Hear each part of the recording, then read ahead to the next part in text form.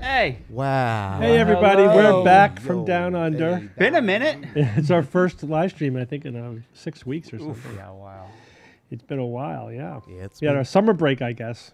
Well, no, actually, we've been here every Wednesday. Nobody showed up. So just did it anyway. What I don't know where happened? everybody was. Where were you guys? Why did you leave So, us? Ian, orient us. When is it? What's going on? Oh, Yeah. right. I forgot. Some of my buttons aren't working. So Hey, that's personal. okay. That is kind of personal. Is that music playing? Yeah, there's music playing. There it is. Today is what is it? Wednesday, August 19th. It's my baby's birthday. Oh, yay. Yes. Yay, 2026. Isla. And then today we're going to talk about we are back from the land down. It should say under, but I don't know. I cut off. The language of science, cooking your brain, some upcoming events, and TikTok. Let's talk about the land down under a little Yeah, bit. We sure. just got back. So what did we do? Well, Now- we were on airplanes a lot. Oh my Yeah. god. Got drunk. Don't talk about that. Or talk about that to start. We'll go from the backwards to the front. You want right? to start from the end? Start from the end, the worst of it, right? Or do you want to So- start from the We had beginning? 7 flights.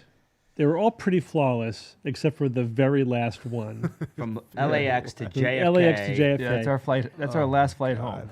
Basically, 11-hour delay. They basically canceled the flight. Well, yeah. Well, they yeah, did. we left. The flight got canceled. We got put on a new flight. Yeah, I know, but it was 11 hours after we would have boarded the first flight, Yeah. basically. Yeah, we sat in LAX for 11 hours. Turning that into ultimately bunch of about idiots. approximately a 40-hour travel day door to door. It was 40 yeah, hours. 41, Bad. 42 hours for me. Oh my god. Terrible. That was rough. But we did upgrade your credit card from a Delta Sky Miles American Express to a American Reserve. Express Reserve to American Express Delta Sky Miles Reserve or something. Right? You upgraded So from apparently, Delta Sky Miles to Delta American yeah. Express has an American Express Delta card, and Right. Delta has an American Express Delta card. Right. But these are two different things. Right, sure. And only one of which Gets you. gets you into the Delta Sky Lounge. The lounge. And it wasn't the one that I had. No. So I had to get the other one.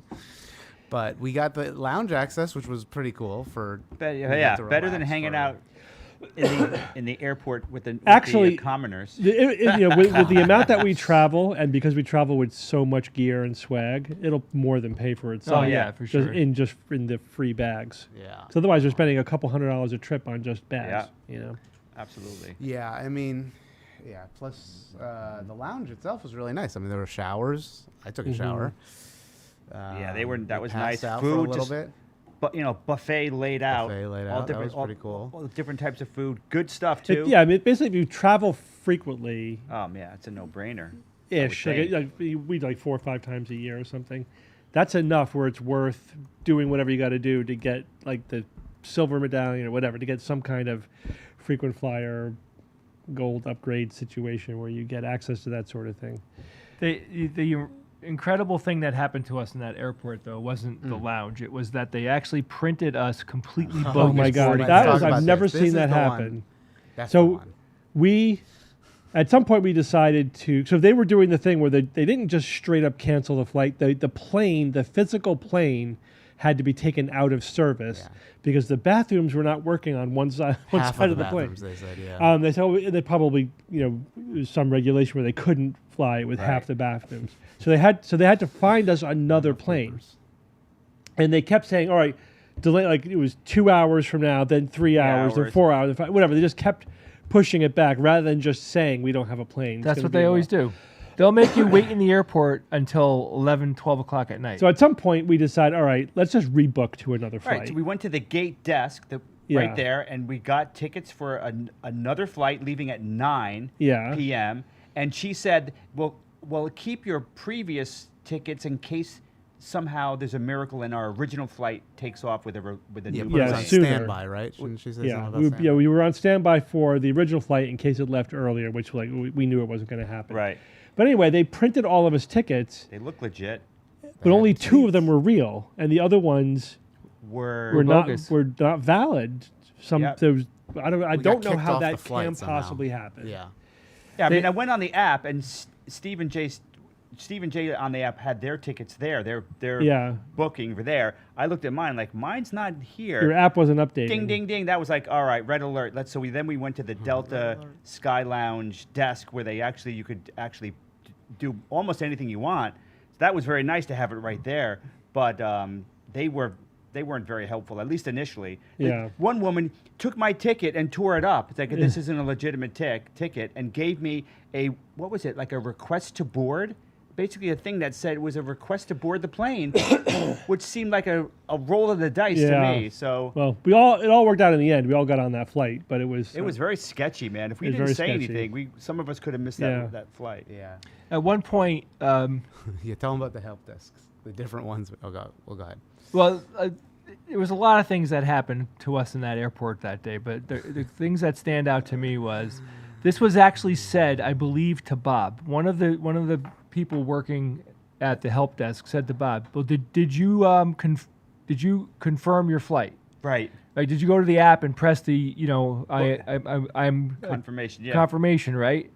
And I she said didn't. I because if you did that, that'll kick you off the flight. And I was like, "Whoa, wait, did you just say that if he clicks the confirm button saying I will be on that flight?" Yes. Right? If he clicks it, it kicks him off the flight? Yeah. Yep. I was literally looking at her like That's I basically. what couldn't she said. believe that. So apparently, I did some reading on this. They have a new software that they put in, and it was totaled. yeah. So they, Nice testing, QA. yeah, I know. It was really inexcusable though. It was horrible. But we kept going to different help desks, and we finally get to like, Well, also there was flooding in New York, Oh, yeah. so some of the that's- earlier flights were delayed. That's true, too. That actually wasn't the problem with our flight, but what you see what happens is because the whole system is a little fragile, and so when It's not robust. when it's not robust, when there is a disruption in the connecting flights and the planes or whatever, Yeah. the whole system gets affected. And there were flights that were delayed and canceled just all across the eastern seaboard because a hub, had a delay in the flights.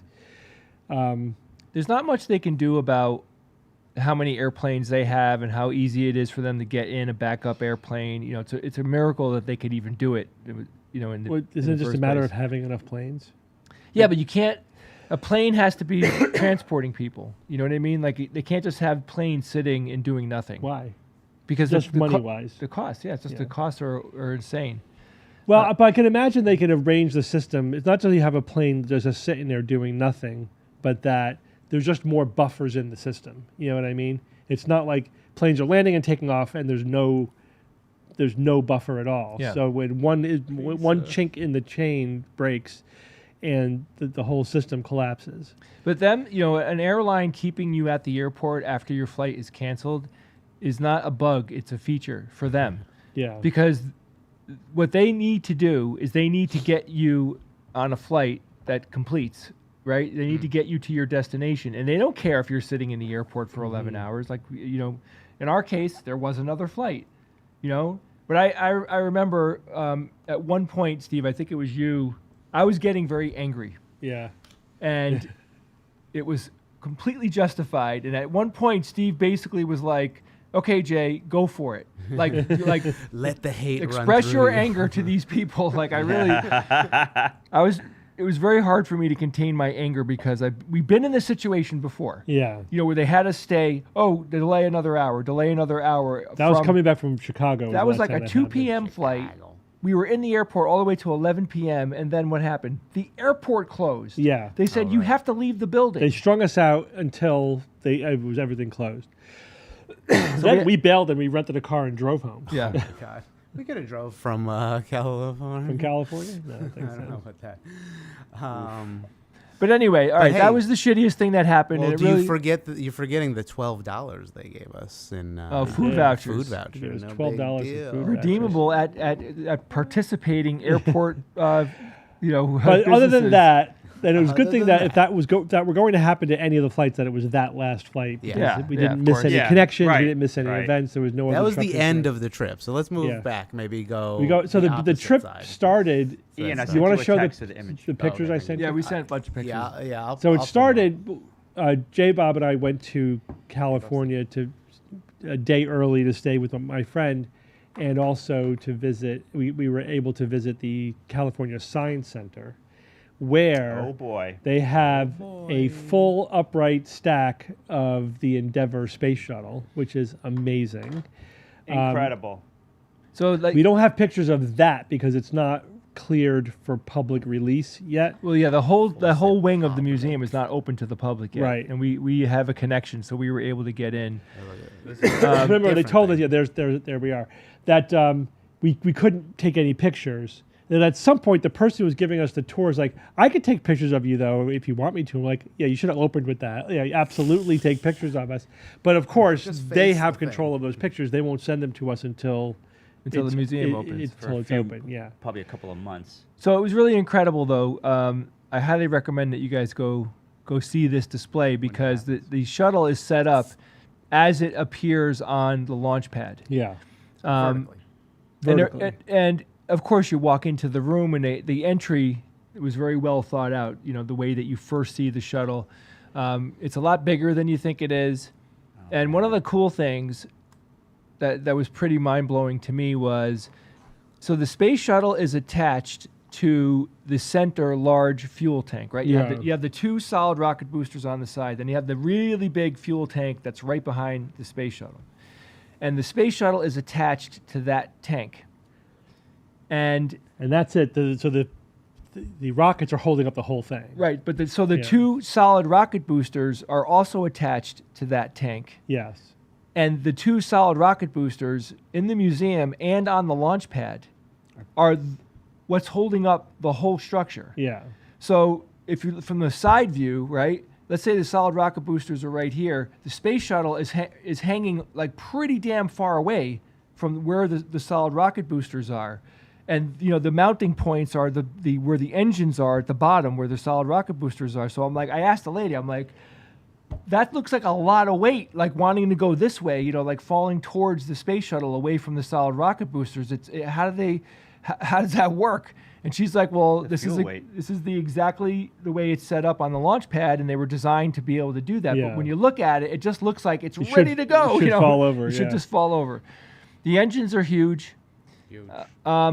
One other cool observation I made was that there's an airfoil on the bottom of the space shuttle. So if my phone was the bottom of the space shuttle and here's where the engines are, there's an airfoil right here that can go like this. So cool. Super wide. So airfoil. cool. I just never saw it before. I never read about it before. The other cool thing is if you do go to LA and go to the Science Museum, we also noticed that there was a ton of other museums that we wanted to go to that we Yeah. didn't have time to. So it really is a great, if you want to go, A whole area is good. yeah, Yeah. you could spend a few days there just going to Yeah. museums and eating well. We're probably gonna go back at some point once everything is fully open. Because right down the street there's also The Lucas, the George Lucas Science Fiction Museum, and there's also a Natural History Museum, and then it's also the La Brea Tar Pits are not far from there. But we should go back and we might be able to do an event in the museum, Yeah. like do a Oh man, imagine like a that. live recording. yeah, there. we have connections, so Yeah. we can definitely do it. So that was the first thing we did. Then we did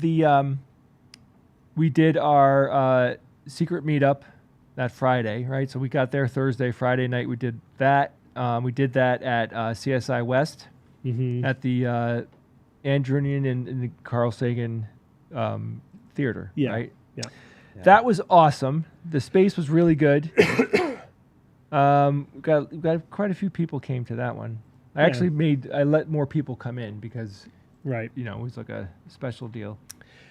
So that was L.A. We did a like an extended 5-hour private show plus thing, and then we were off to Sydney. Spent a week in Sydney. We did Nauticon conference, extravaganza, a private show, and a stage show.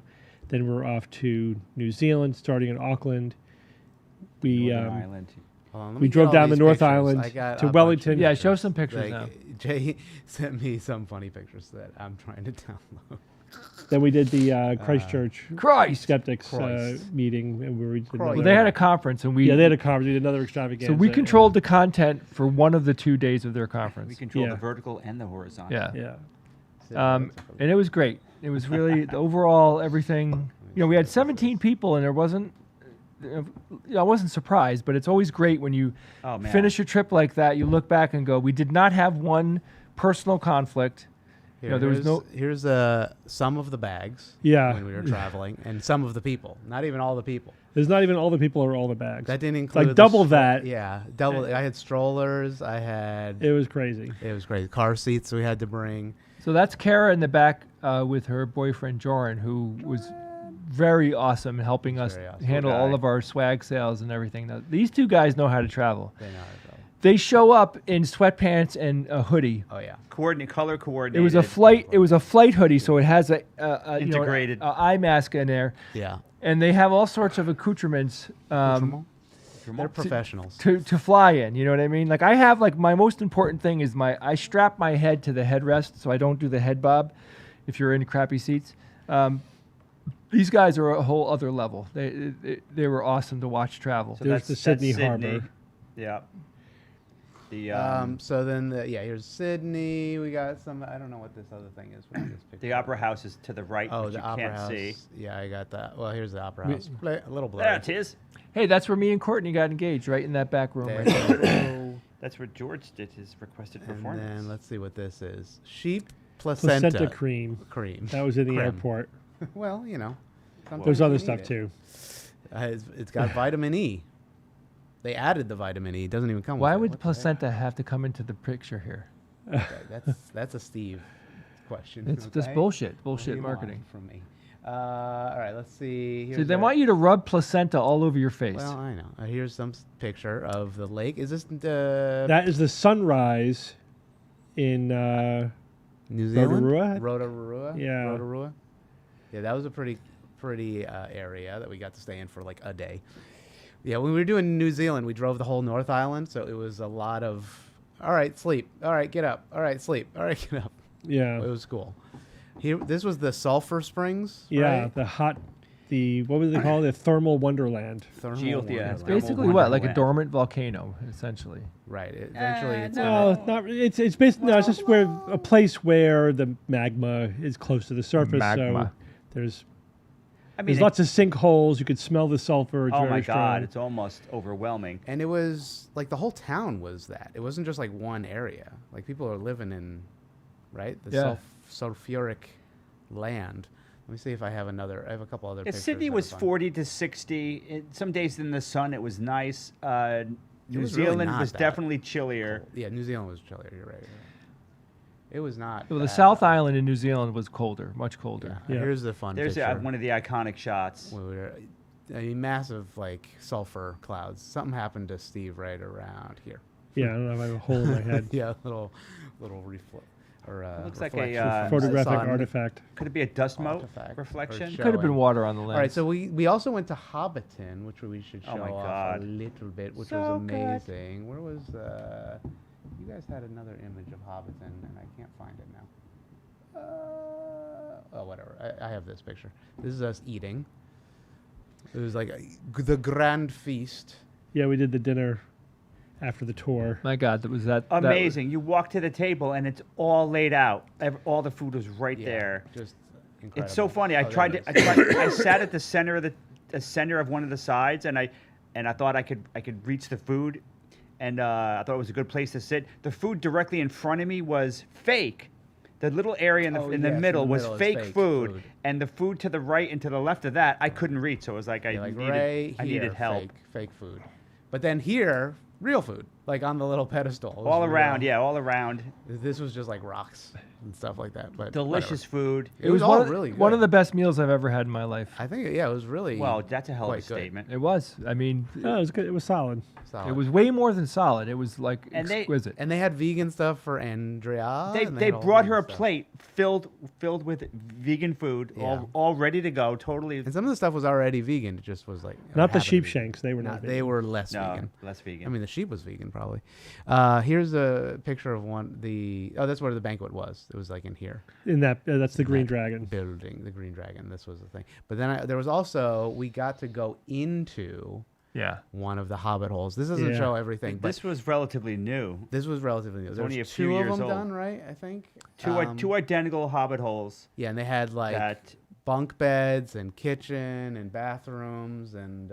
Oh my God! It was incredible. It was like you would want to stay there. You would want to rent it out. And it was what stay was there. the scale? 75% scale. Yeah, I mean, you 80%? could comfortably, a human-sized person could comfortably walk. Yeah, it and was live in You it. duck a smaller. little bit, but It was tight, but it wasn't really Hobbit-sized.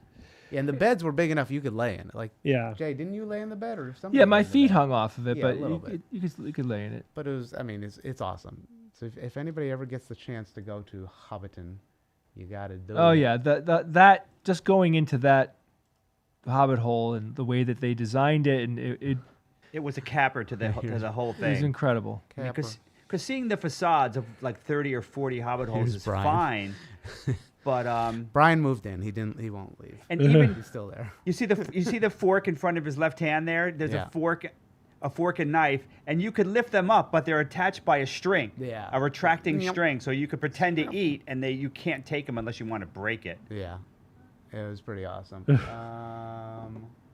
What else? We did the. I don't know if this is the tree ropes course. Oh, it is. Yes. It is. Yeah. Those are redwoods. The redwood. Oh yeah, these were all redwoods. Amazing, beautiful. And there's a whole ropes course. Not really a ropes course, but like a walking. There's walking bridges between At the like trees. 25 feet up, and there's a. and They, higher.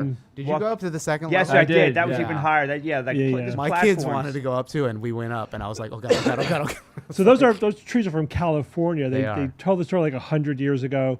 They imported dozens of different types of trees from around the world and grew them in patches to see which ones would grow the best in New Zealand soil, like in this environment. Yeah. And because they wanted it for a local lumber industry. The redwoods grew very well, but the wood is shit because they grow so fast. It's very spongy Yeah, wood. You soft, can't really right. use it for anything. So, but they left it, and now there's like this 100-year-old redwood, little patch, little forest that they just made into a tourist area. It's very pretty. It's one of the cooler things we saw there. And so it was at night too. So they did like a whole light show, and there's like art things hanging in the trees, and there's music and bird stuff, and it's very cool. It's like, of course we don't have any photos of that, but it was very cool. Let's see, what is this? I think this is some of the people at Nauticon. I'll tell you. Just go. That one. That was the board meeting? board meeting. Yeah. Yeah, so that was the earlier part where a like bunch Thursday- of people was this showed like up to Thursday? play board games. That was the first event. Look at all those people, man. That That's was good, great. Just for That's not even all of them. There was that's more not- That was tables. like 50. Yeah, that was only the We had 120 people. That's most of the board game people, isn't it? It is the bulk of them, but there were still tables behind. That was a lot of fun. I mean, that was a 3-hour thing, and it went by in like a heartbeat. Oh, here's something Jay took a picture of, which is ridiculous. Notice Kara's right shoulder. The incident. What's And on her also shoulder there? They spilled. right there. They spilled her dinner on her It was on her a sweater. Chicken tikka masala. You got a picture of that? Yeah, dude. It was good timing. He accidentally, moved one tikka masala to the wrong side, and it went plunk right on Kara.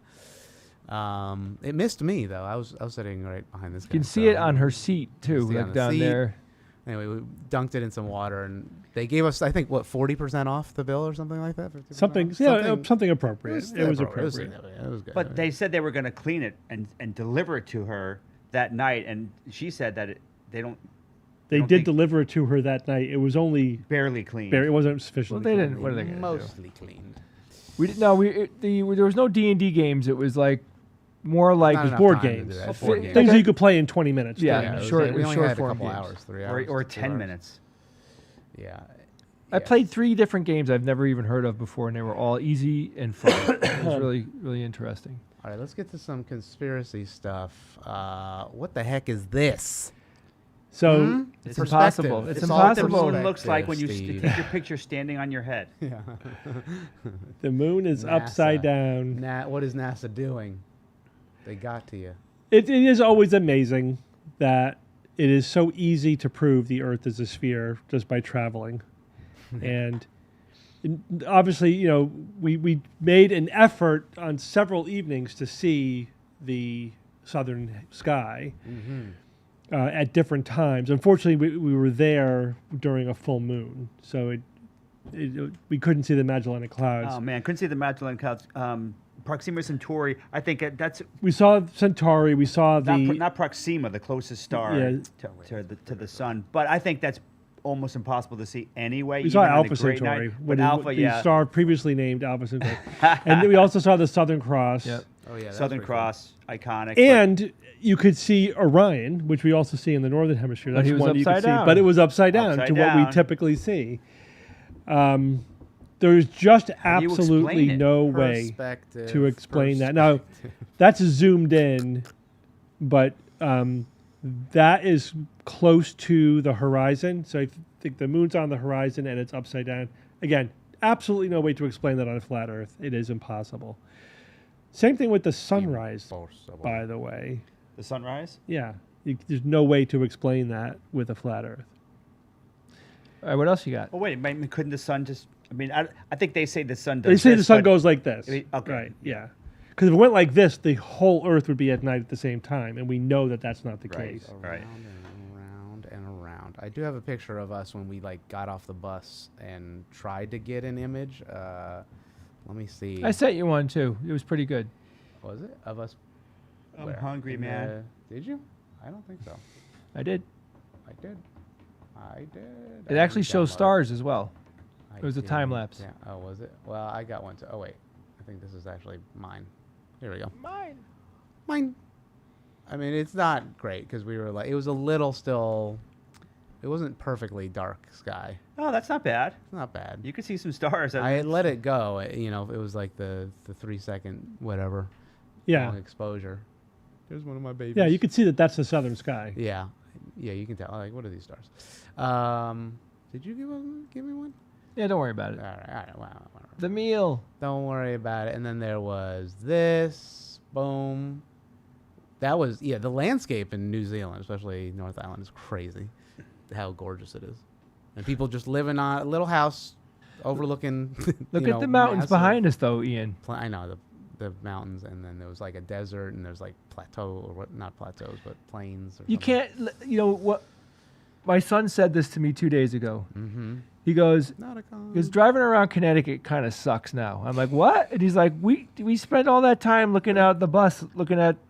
New Zealand as we were driving to places, and he's like, I just don't even like looking out the window at home. Yeah, but think about people who live in Iowa or Pennsylvania. Mhm. Connecticut's much more interesting than Especially during certain times of the certain year. times of the year. I don't know. Connecticut has some things, but New Zealand is pretty unique, being part of Zealandia.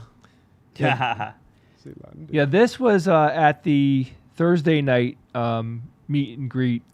Like Which we stayed for the entire time, Jay. yes, right? we did. We didn't sneak back. We didn't sneak out and go back and finish the. We didn't sneak into the elevators right over here and Yeah. just quickly close the door. Ian and I run had to away. go back and get more work done, but We would never do we didn't want to disappoint anyone, so we snuck out. Steve and I did it right. We ordered food. Yeah. you And did so it we're right. talking to people, and then the thing's buzzing. Gotta go. See you later. Went downstairs, ate, and never left. came Like back. we were done that day. Well, man. we It were was a tired. long ass day. Yeah, we were all Long day. tired. Come on, it was long. All right, Bob sent me something which is going to go off of the New Zealand yes. and Australia stuff. But I spray painted this morning. This is a cutout on plywood for Halloween. Obviously, I took an image and I edited it and projected it. Then I traced it on the plywood, cut it out with a trim router, and the detail has just blown me away. The trim router is the way to do that. A regular, I mean, rubber, most other tools are just not going to do tight cuts like a trim router. And then I'll put Christmas lights around the perimeter and the back. You lean So it it'll ag- glow. lean it against a wall. It reflects off the wall, so the perimeter glows Very nice. beautifully. But when you've got out in the day like this with a good background, it just pops so ridiculously hard. I love it. Bob, how hard would it be to articulate his fingers and his arms? Imagine if his arms could go like this, right? Like can kind of go like this, and then his fingers can just move a little bit back and forth. I mean, you could take one of his arms and do this kind of movement potentially. It wouldn't be that hard because you would just put his shoulder on a hinge, and Yeah. then you could even just tie a string to a move it. wiper motor, and it could move it. That would look cool. Interesting. That would look cool, man. The wiper motor, it sounds like, is the workhorse of Halloween it's- animation. It's fantastic. You could do 90%. so many movements with it. It's Yeah. ridiculous. I've got a skeleton zombie I'm making now that does really relatively complicated movement. But I mean, you could also say the workhorse is also pneumatics. You know, Yeah. pneumatics have powerful, yeah. strong, Yeah. multi If you need types that. of those are good too. I'm not very But they good. make that noise, which is. The noise takes me out absolutely. Yeah. The wiper Whereas the motor's wiper motors are quieter. quiet, Yeah. so they could be creeper. I think more I think creepy. next I might try to figure out how to do two different wiper motors moving two different Yeah. areas. Yeah. Hello. But it's so much fun to create that shit. Well, anyway, so that's Bob's into Halloween already. We had, I think, a great time in Australia and New Zealand. We're planning some future things. which Next trip will is to remain Atlanta to true, DragonCon. Dragon Dragon Con. Yes. Actually, that's a Con, good yes, one. we Doing haven't that- been there in like what? 3 years. 3 years, Yeah. which is Which there are, Crazy. there's a list of events if you go to our events page, blah, blah, blah, blah, blah. And we're doing a private show. Bloop, and there's a private show. So there's the private show, blah, blah, blah, blah. Yeah, so buy tickets. So buy tickets, please. And then Um, here's all the other Dragon Con events that you will find us at. And how did that come to be, Steve? Why are we doing so Why many are we panels? So, well, part of the reason why we're guy. going this year is because our friend Christian Hubicki. Hubicki, he is going to be there. He told us that he was going, so I'm like, yeah, we should go this year. I was fighting with Steve because I'm like, we retired from Australia and New Zealand. It's going to cost a lot of money. I just took care, I basically took the lead on He just smacked me around a little bit. Well, yeah. on this trip. Get away from What me, else son. is You're new? bothering You're me. bothering me. So we brainstormed like 4 or 5 panel ideas with Christian, and I figured we'd get 2 of them, maybe 3. We got all of them. So now we're doing a stage show, a private show, like 4 robot themed panels with Christian Hubicki, It's going to be a blast. and an AI panel. I think I'm And doing will a it take over? George Romero Romero, zombie panel. yeah. Is that confirmed? They haven't confirmed. Okay. I offered you up for that panel. Then we were I'm put doing on a panels. couple of other As a ones too. sacrifice. They put us on panels I don't even want to do. Like, some rando, like, What really? Like yeah. what? I don't remember. It was like, one of them was like, Well, there's always like the generic like welcome to DragonCon. yeah, like, what are we going to, oh, hi. Welcome. It's fine. That's the deal. You I know, but I do don't a want song and you're dance. available for the days you get put on panels. Lurk. It'll be fine. Thanks We'll be for the busy, lurk. but it'll be fine.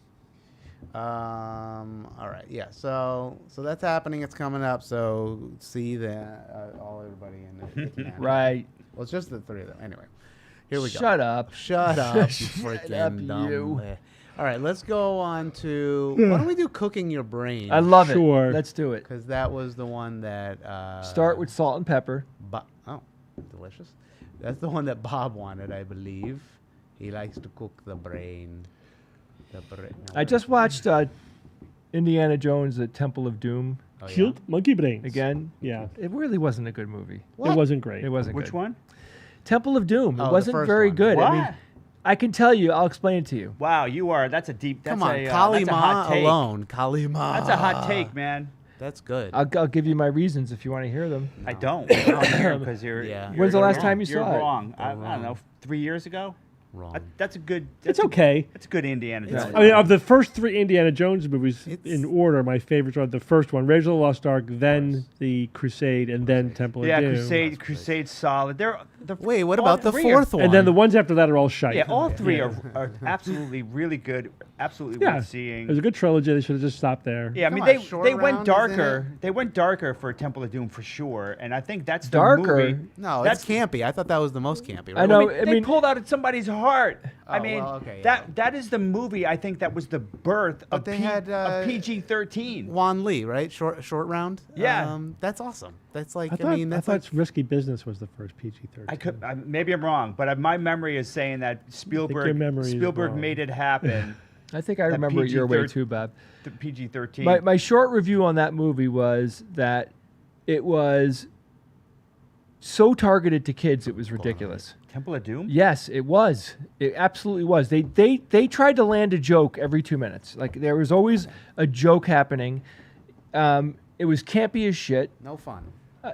And you know, like the very first time that you see Harrison Ford as Indiana Jones, he's in like a white suit. Just taking he an just looks acid. like he just looks completely out of place wearing that suit, and you could see the makeup on his face. It was just terrible. Like That scene was pretty over the top. that scene was ridiculous. It was literally slapstick, Bob. That scene was fucking Yeah. Like, slapstick. the choreography was incredible. Who gives a Imagine shit making about that. that? But if it's It still was- ridiculous, it's Um, ridiculous. Did you see the shape Harrison Ford got himself into for that movie? Well, he was always in good shape. Oh no, but he took it. He went up a notch for that movie. Absolutely. They're all the first 3 are all wonderful. They're all great, must sees. Yeah, they're all. The other one's just like Bob, but just so the audience understands, Bob typically does not say anything bad about any movie. I just very said forgiving. the last 2 or 3 were shit. Essentially, That is rare that you say But things like that. that takes a lot to get Bob to say Yeah. that. I mean, it's pretty bad. The alien thing. Whatever. The Crystal Skull one, oh, it's terrible. With Shia LaBeouf. I didn't even see the Shia most LaBeouf? recent one. Just Yeah, I didn't even see it either. He did So- hide in the fridge. That was unfortunate. kind of funny. Silac says that the third one with Sean Connery he thinks is the best one now, and I think the first But yeah, one. the third one. I mean, you can't beat the first I don't think one. No. you can't beat the first one. When The you're third That was a one. perfect movie. Yeah. I'd have to say the first and I the hate third were snakes. Except for definitely the They're obvious both flaw. great. definitely the best. Those two were great, but the first one to me, the reason why I think it's one of the best movies ever made. First of all, it was brand new. Like nothing had been done like this before. The action was exquisite, but the storyline was serious. Wasn't meant for kids, Yeah. right? It was serious the whole way through. There were some like lighthearted moments, but that's appropriate. And everything in that movie adds to the story. There Yeah. wasn't anything superfluous happening. It was all like mission critical to tell that. I don't know. I mean, it's just so freaking Plus, good. it's always good to beat up on Nazis. Yeah. I mean, It's like, You can't go wrong with can't Nazis. go wrong. wrong. you know what I find? Well, hold on. What, Wait, you know what's cool phrasing. is as long as people are alive, Uh-huh. when the Nazis are always going to be like the bad guys. Bad guys. Well, the rule in filmmaking is that there's 5 enemies that you can kill with absolute abandon. Yes, yes. There's no limit on So how So much one you of them is sharks, right? no. What? Well, Stormtroopers? So insects, Oh, Yeah. insects. robots, undead, Undead. Okay. monsters, Monsters. and Nazis. Well, the last two are the same. Yeah. So what I find No, they were what not I the find same. humorous Nazis. is that the Nazis, far and away, they had the best uniforms I think of all time. Okay, Best villain uniform. Best yeah. villain Yeah, yeah. uniforms. Yeah. And if as long as they make costumes for movies, there will always be somebody making Nazi uniforms. You know what I mean? Nazi-esque, Like, yeah. I think that's hysterical. And even like I was watching somebody's job. some Yeah. B science fiction movie. I can't remember which one Nazi. it was, and they had the evil fleet captain or whatever. The guy's in a Nazi uniform. Of course. Yeah. Just a generic, evil, sinister fleet. Well, I don't know whatever. if this is true, but I think the Nazi uniforms were modeled after the Massachusetts State Police or something like that. Isn't that like? I remember they had a fashion designer, Yeah, like well, a yeah, famous yeah, fashion yeah. designer, do it. Notoriously, they were good at graphic design, I guess, if you want to give them anything. Bastards. Hugo Boss design. Oh, it was Yeah, Hugo, Hugo Boss. Boss. Yeah, That's dick. Grimbeard. they had the best Grimbeard- equipment from beginning to end. The Nazis. They had Oh, the best guns. They had the best planes. Yeah. I don't know. It's just cutting stylistically edge though, stuff. like The best Yeah. attitude. they really, it was like a movie that where everything worked, right?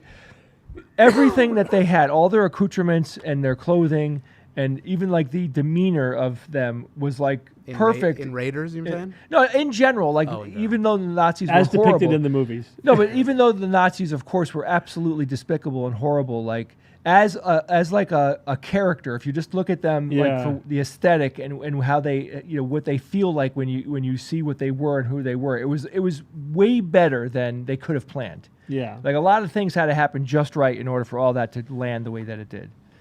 Well, And yeah, it- it was designed that way. Yeah, anyway. I mean, who was the designer that made Hugo their Boss. Yeah, Hugo Boss like designed their uniforms. That is so cool. All right. So what else we got? Oh yeah, let's actually go to the thing that I was talking about, which was this thing: cooking your brain. Yes, cooking your brain. All right, here we are. Baby cook. Brain. Wait, where did it go? Right. Oh wait, I'm on the wrong one. There we go. I would never own a Tesla. I will never own a Tesla, ever. I'm so sorry if you do. I will not. It is just an EMF chamber. The AirPods that you're wearing all the time, please switch to wired headphones. First of all, it's cheaper, but also they are literally cooking your brain. Think about it. Your brain is right in between these, and it's like microwaving you, sending these electromagnetic frequencies back and forth through your brain. It's terrible for you. So I would stop doing that. And then the other big thing is if you can set your phone away from you in your room, not right next to your head, don't sleep with your phone under your pillow. That would be really good. Try not to hold your phone, which all of us are guilty of this, but use your phone or hold it while it's charging. That makes it even more potent to us. There are several studies that are coming out about EMFs and their contribution to a lot of illnesses, cancers, all of those types of things. It is real. This isn't like woo-woo weird stuff. I will never. It is. It It is is. woo-woo. It is woo-woo weird stuff, and the studies. I can't imagine those studies are worth anything. Who was that clown, by the way? I mean, who was she? I mean, this is a Turning Point USA thing, but I got to look up who she actually is. I So- don't actually know. Yeah, this She has is no pretty- idea what she's talking Yeah, about. I mean, this is pretty simple. The radio frequency energy from AirPods they're non-ionizing, so they're not going to break chemical bonds. They're not going to cause cancer. They're not microwaves. Right. Yeah, they're not microwaves. It's a radio frequency. We're talking milliwatts, 2.5 milliwatts, and your phone. 2.5 milliwatts. I mean, your phone releases something like 10 to 400. Yeah. Hundreds of times greater than what she's saying, and they're well below the recommendations. Yeah. The problems with that kind with the AirPods is twofold. There's two problems with it. First off, you could damage your hearing, proven to damage hearing, and it's a distraction which can get you killed. Well, if you have them too loud. you're Oh saying? yeah, you can crank up Sure. and totally Yeah. mess Anything mess can up do your. that. Those are the problems. Those are the verified problems. These problems that she's talking about do not exist. Your cell phone, your Wi-Fi, it's much more. Yeah, and then Bob, if you radio if frequency you energy, but extrapolate it- even that's safe. Exactly. And if you extrapolate it out, she's got all this fear mongering. Okay, so where are all the people that are getting cancer or having their brain cooked, or where's the evidence of any of this stuff? Like I have never read of one legitimate case. Yeah, where- so there's two ways to look at it, and the one Bob did, which is it a hazard, right? Is it Right. a theoretical mechanism by which it can cause any kind of damage? As you say, it's non-ionizing, which means it doesn't break chemical bonds. Is there a way for non-ionizing radiation to affect tissue? Well, it could heat it up slightly. At that right? power levels. At not the earbud power level. The phone maybe, but it's like Right. it's negligible. And is a half a degree real or a degree really going to affect your tissue? No. right. So exactly. there really isn't any theoretical mechanism by which it should cause any problem. But you could also just look at the risk. Like, is there any signals? Jay said, where are the people? And there have been now epidemiological studies over the last 30 years, since cell phones have been in use, that show no correlation with the side you use it on, the duration, the amount people use it versus don't use it. Now, of course, every time there's a series of studies showing that the cell phones are safe, we change to another from 2G to 3G to 4G to 5G. Yeah. So they say, well, now the next one really is going to cause it. So they just keep do it all moving. over it again. Yeah. You have to start from scratch with each new generation to prove that it's safe. But the bottom line is there's no evidence of any health risk, and there's no real putative mechanism. It's just pseudoscientific fear mongering. That person has no idea what she's talking about. And why go there? Because there are so many things that are damaging our health and are harmful that are. It's a distraction from things we really do need to really, worry like, about. just cut the shit. I hate people like that. Speak with authority. She literally comes out and says, it's not woo. It's like, not woo. Why would you have to even say that? Well, that's why I ask, who is this person? So why does her she feel name- she needs to inform the public about this? What is her expertise? Her name Has she is- done due diligence? Does she know Apparently how not. to interpret Ian, the literature? Who is she? Her name is Alex Clark. I believe this is her. She was formerly with Turning Point USA, which was famously Charlie Kirk's thing. Right wing, whatever. Which is we get this from the right and the left. I think You get that's- it, yeah. It's not exclusively unique to any of right-wing. them, but this is part of their like cultural Yeah. stuff, pop culture stuff. She's basically a radio, and Just conspiracy podcaster. mongering kind Just of stuff? basically. She calls herself cute conservatives or whatever. It's just like the Oh my the God. girlies for conservative whatever nonsense. But like this is, just anti-science. She's Who did an she sound like to you? asshole. Did she sound like the what's her name from Boys, the main female star from Boys? Oh yeah, you're right. Actually, Yeah. kind of. What's her face? You mean Light, bright. Light bright. Like Bright Star. or yeah, something. Starlight or something?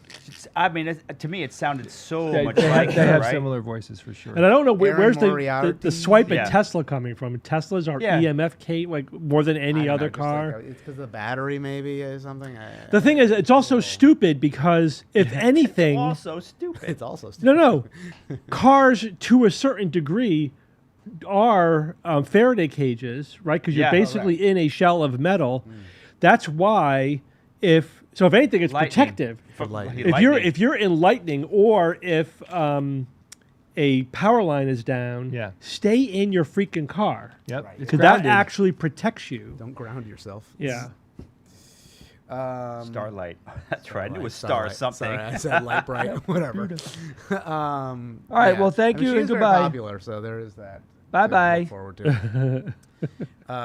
So she'll be around with us. Okay, let's go on to the language of science. Oh, come on, Ian. No, this one's good. I kind of like this one. No, this one's good. This is I'm not. I'm this is just not busting blue. I his think know, he he's misses it a little bit, but I think Not much. There's something interesting to it, at least. Let's talk about it. Explain why they never explained it this way. Science communication seems like they use fluffy language as PR.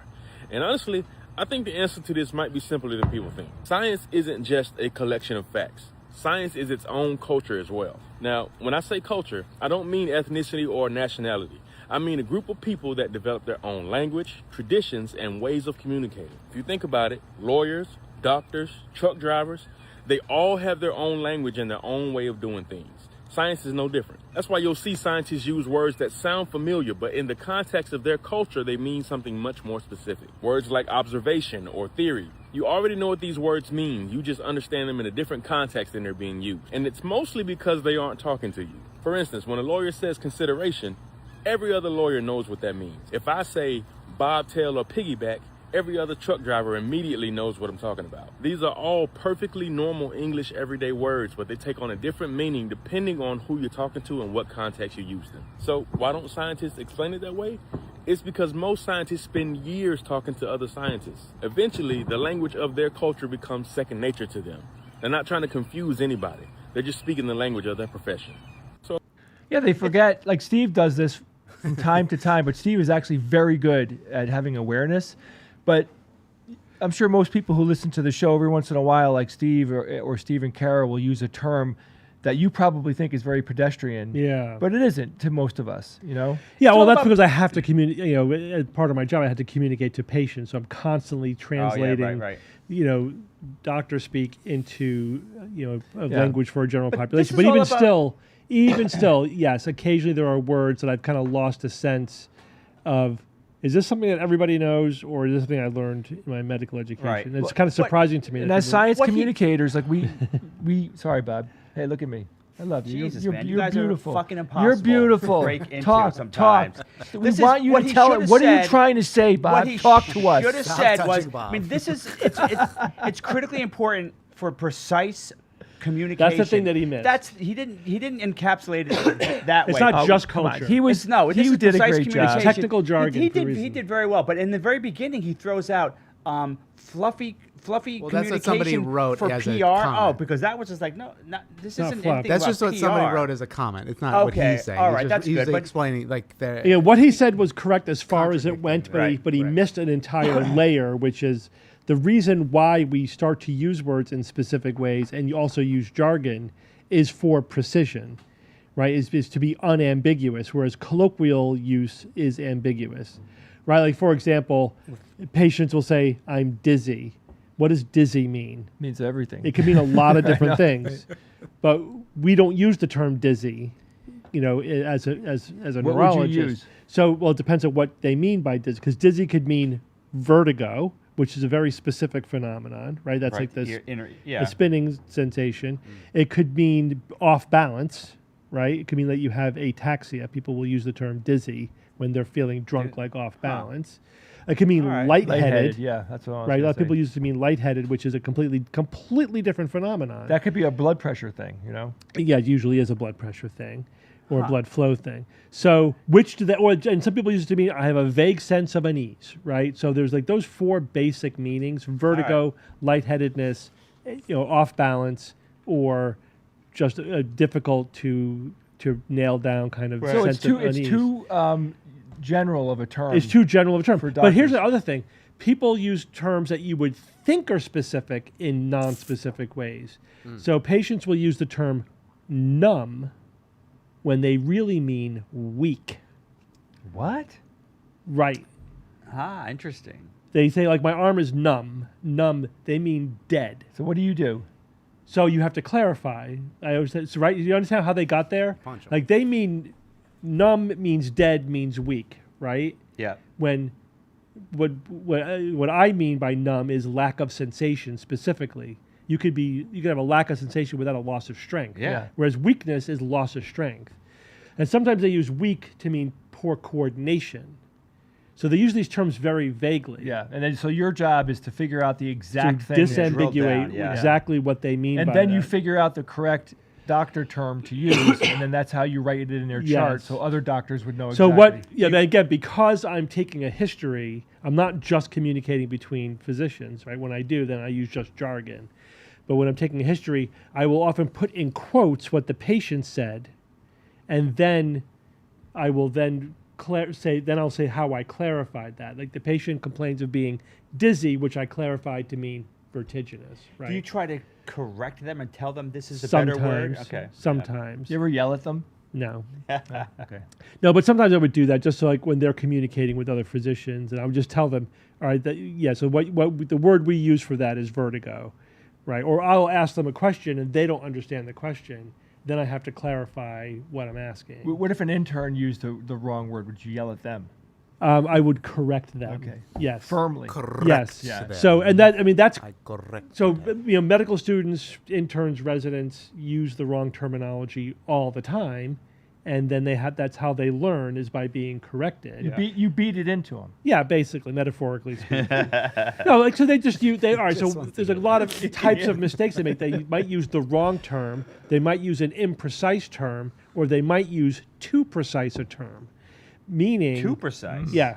Can you imagine a scenario where you use a term that's too precise? Yeah. Sure. I don't have an example. You but mean I with understand what you're saying. with a patient?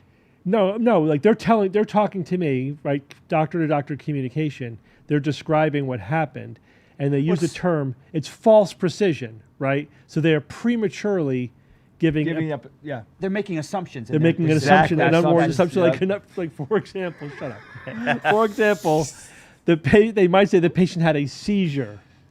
And like, all right, did they have a seizure, or did they have a seizure-like event? That you don't use the term seizure until you've diagnosed seizure. They had an event, right? They did not, and that event was not necessarily a seizure. That could be a problem because a then problem. the next God, doctor right? that reads the chart could go, this patient had a seizure. It's They've the other also- end of the spectrum. It's the other end of the spectrum. They also kind narrow of. their differential diagnosis prematurely. So that's like one of the big lessons is don't prematurely narrow your differential. And you could do it very subtly by using terms that are prematurely precise. Always use the broadest possible descriptions until you have verified that that what's going on. And also don't confuse what the patient complains of with what's actually going on. Right.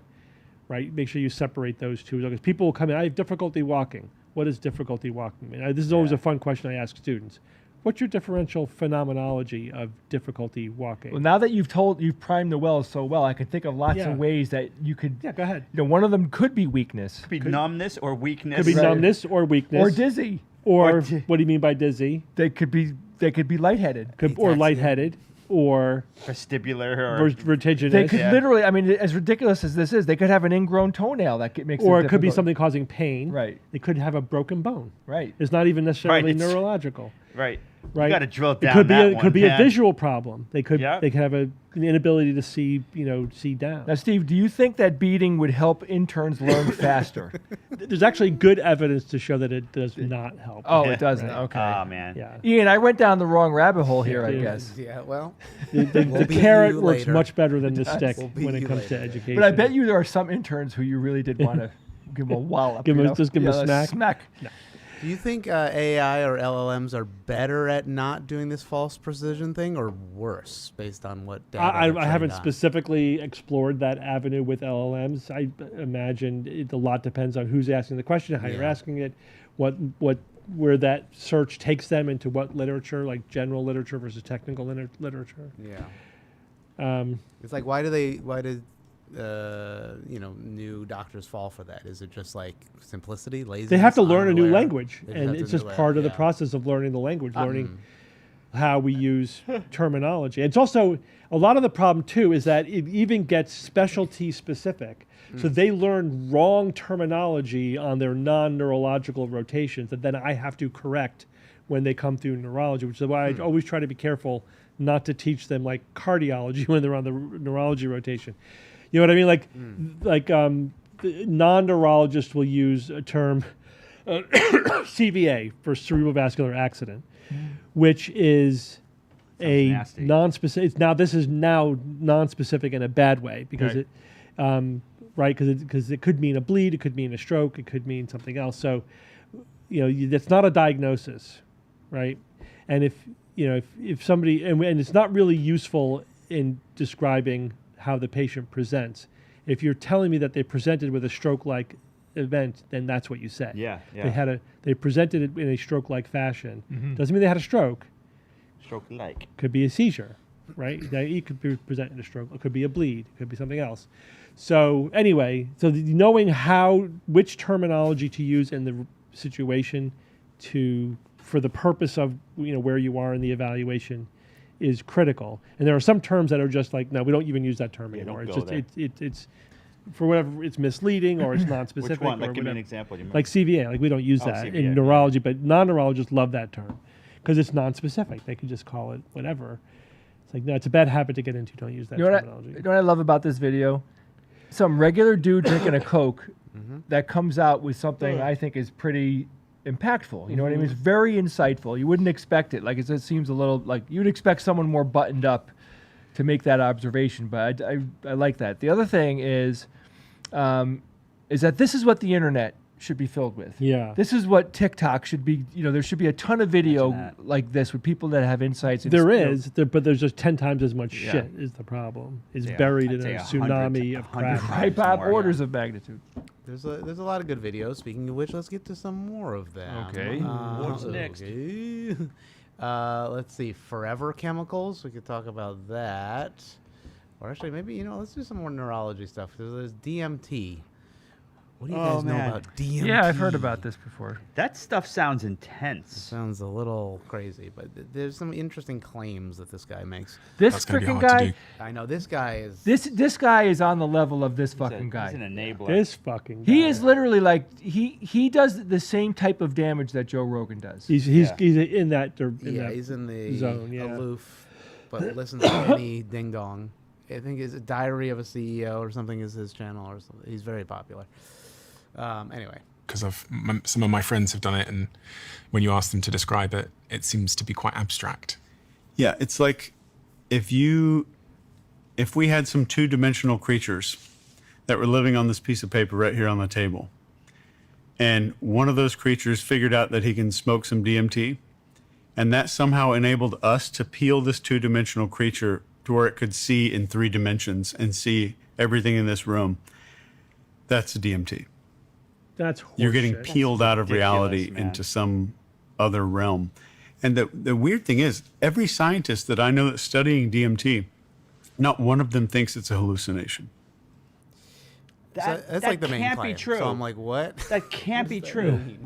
So I mean, unless he has 2 friends that are doctors and they're total cranks. so the thing is, Cracked cranks.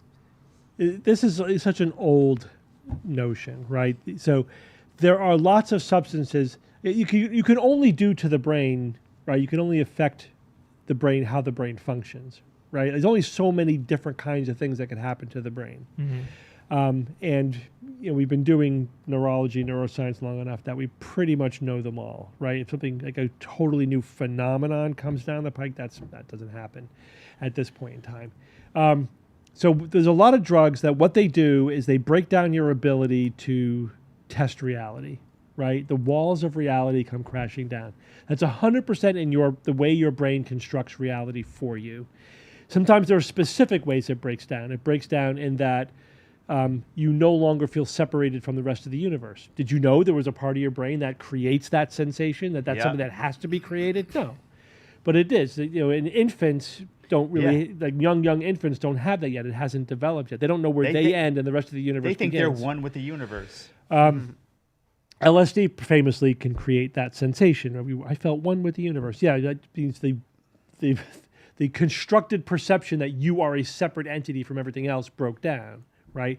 Or you get a sense of what literally called derealization, where you no longer things don't feel real to you because that whole reality construct testing Yeah, thing Anxiety actually, breaks down. He actually says that on this drug, things feel much more real, much more Yeah. higher resolutions. It's all Right. si-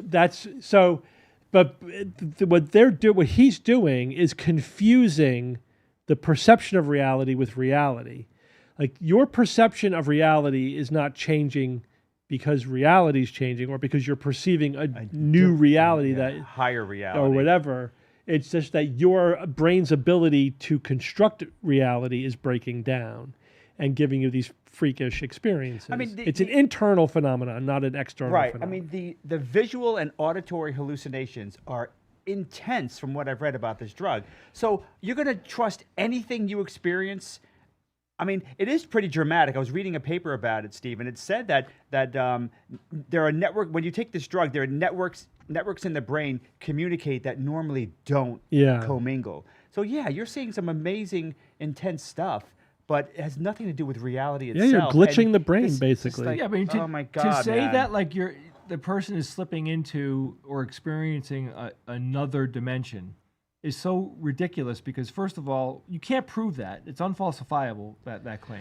Well, come up with a way to test it. Come up with something that, to distinguish between this just breaking down your brain's reality construction versus tapping into an actual external Right. reality. So if you But the burden of proof is on you to prove that because we Right. already have a very good explanation for And what's going on. If he's referring to a fourth spatial dimension, right? That's well, kind I think of, I was just that's an analogy. I don't think he was saying it's actually that, but to be generous, I think he was just maybe. using it as an I don't analogy. know what. But this even guy so, he's meant. basically saying you're accessing another aspect of reality that we can't normally access. It's like no, your brain's just glitching. That's it. That's Yeah. the only. We don't need I- anything more of an explanation than that. Yeah, I suspect it would be an untestable, hypothesis. That you couldn't do anything. You'd have to be able to test say I can access information that then tests out objectively some way. it. Right.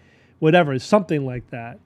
But we all know it's complete bullshit. It's just trippy. I mean, it just pisses me off when he's like, every doctor, no doctor thinks just it's bullshit. a hallucination. Well, you can It's say like, whatever you want, That's but- I mean, that's just. I mean, his Every interpretation scientist. is one thing, but to flat out lie. Well, the other like thing that, is, I'd have to look into that very specific claim because, again, you may be using the term hallucinogen generically when it has maybe a technical definition. Maybe not.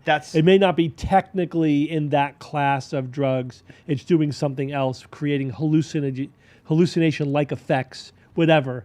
I'd have to look into that Perhaps. to make sure that the terminology. that could- he could be playing with the terminology. I could see that as rather well. than just Yeah. lying or whatever, Right. being wrong.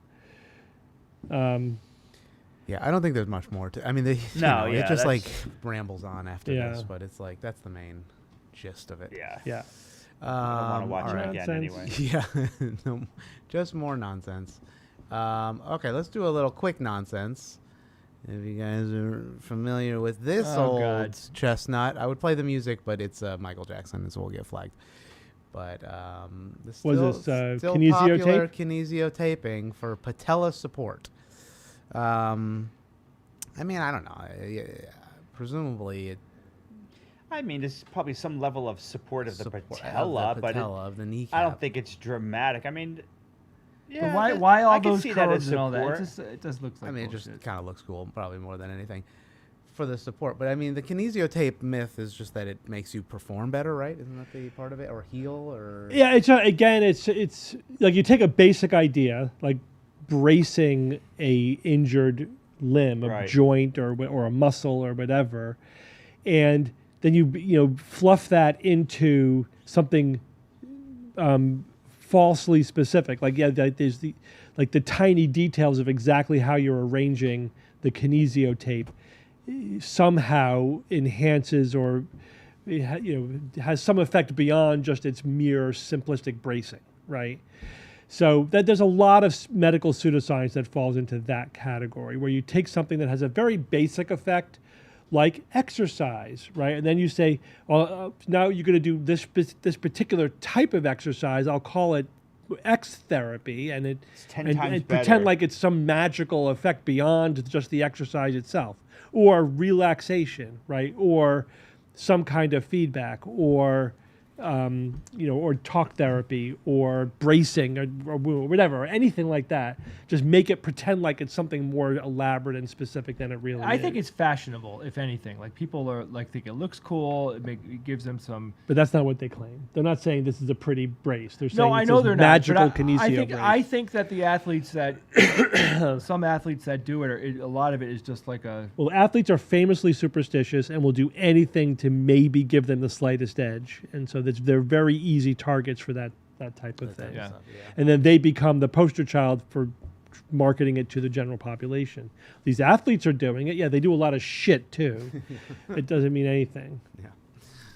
All right, let's go on to some forever chemicals, since this is never ending. But this is an interesting one, so see if it's regulation related, but let's see. The Trump administration's efforts to make America healthy again today, the administration approved 2 forever chemical pesticides for use on U.S. crops never before used. Well, and apparently they can cause cancer. According to a new report from Biological Diversity, 2 new forever chemical pesticides are among multiple dangerous pesticides that have been approved by the Trump EPA today. They're going to be used on food crops, including corn, soybeans, wheat, kiwi, oats, peas, broccoli, and coffee in the United States. The 2 new forever chemical pesticides are called Diffusian and Epiphenyl.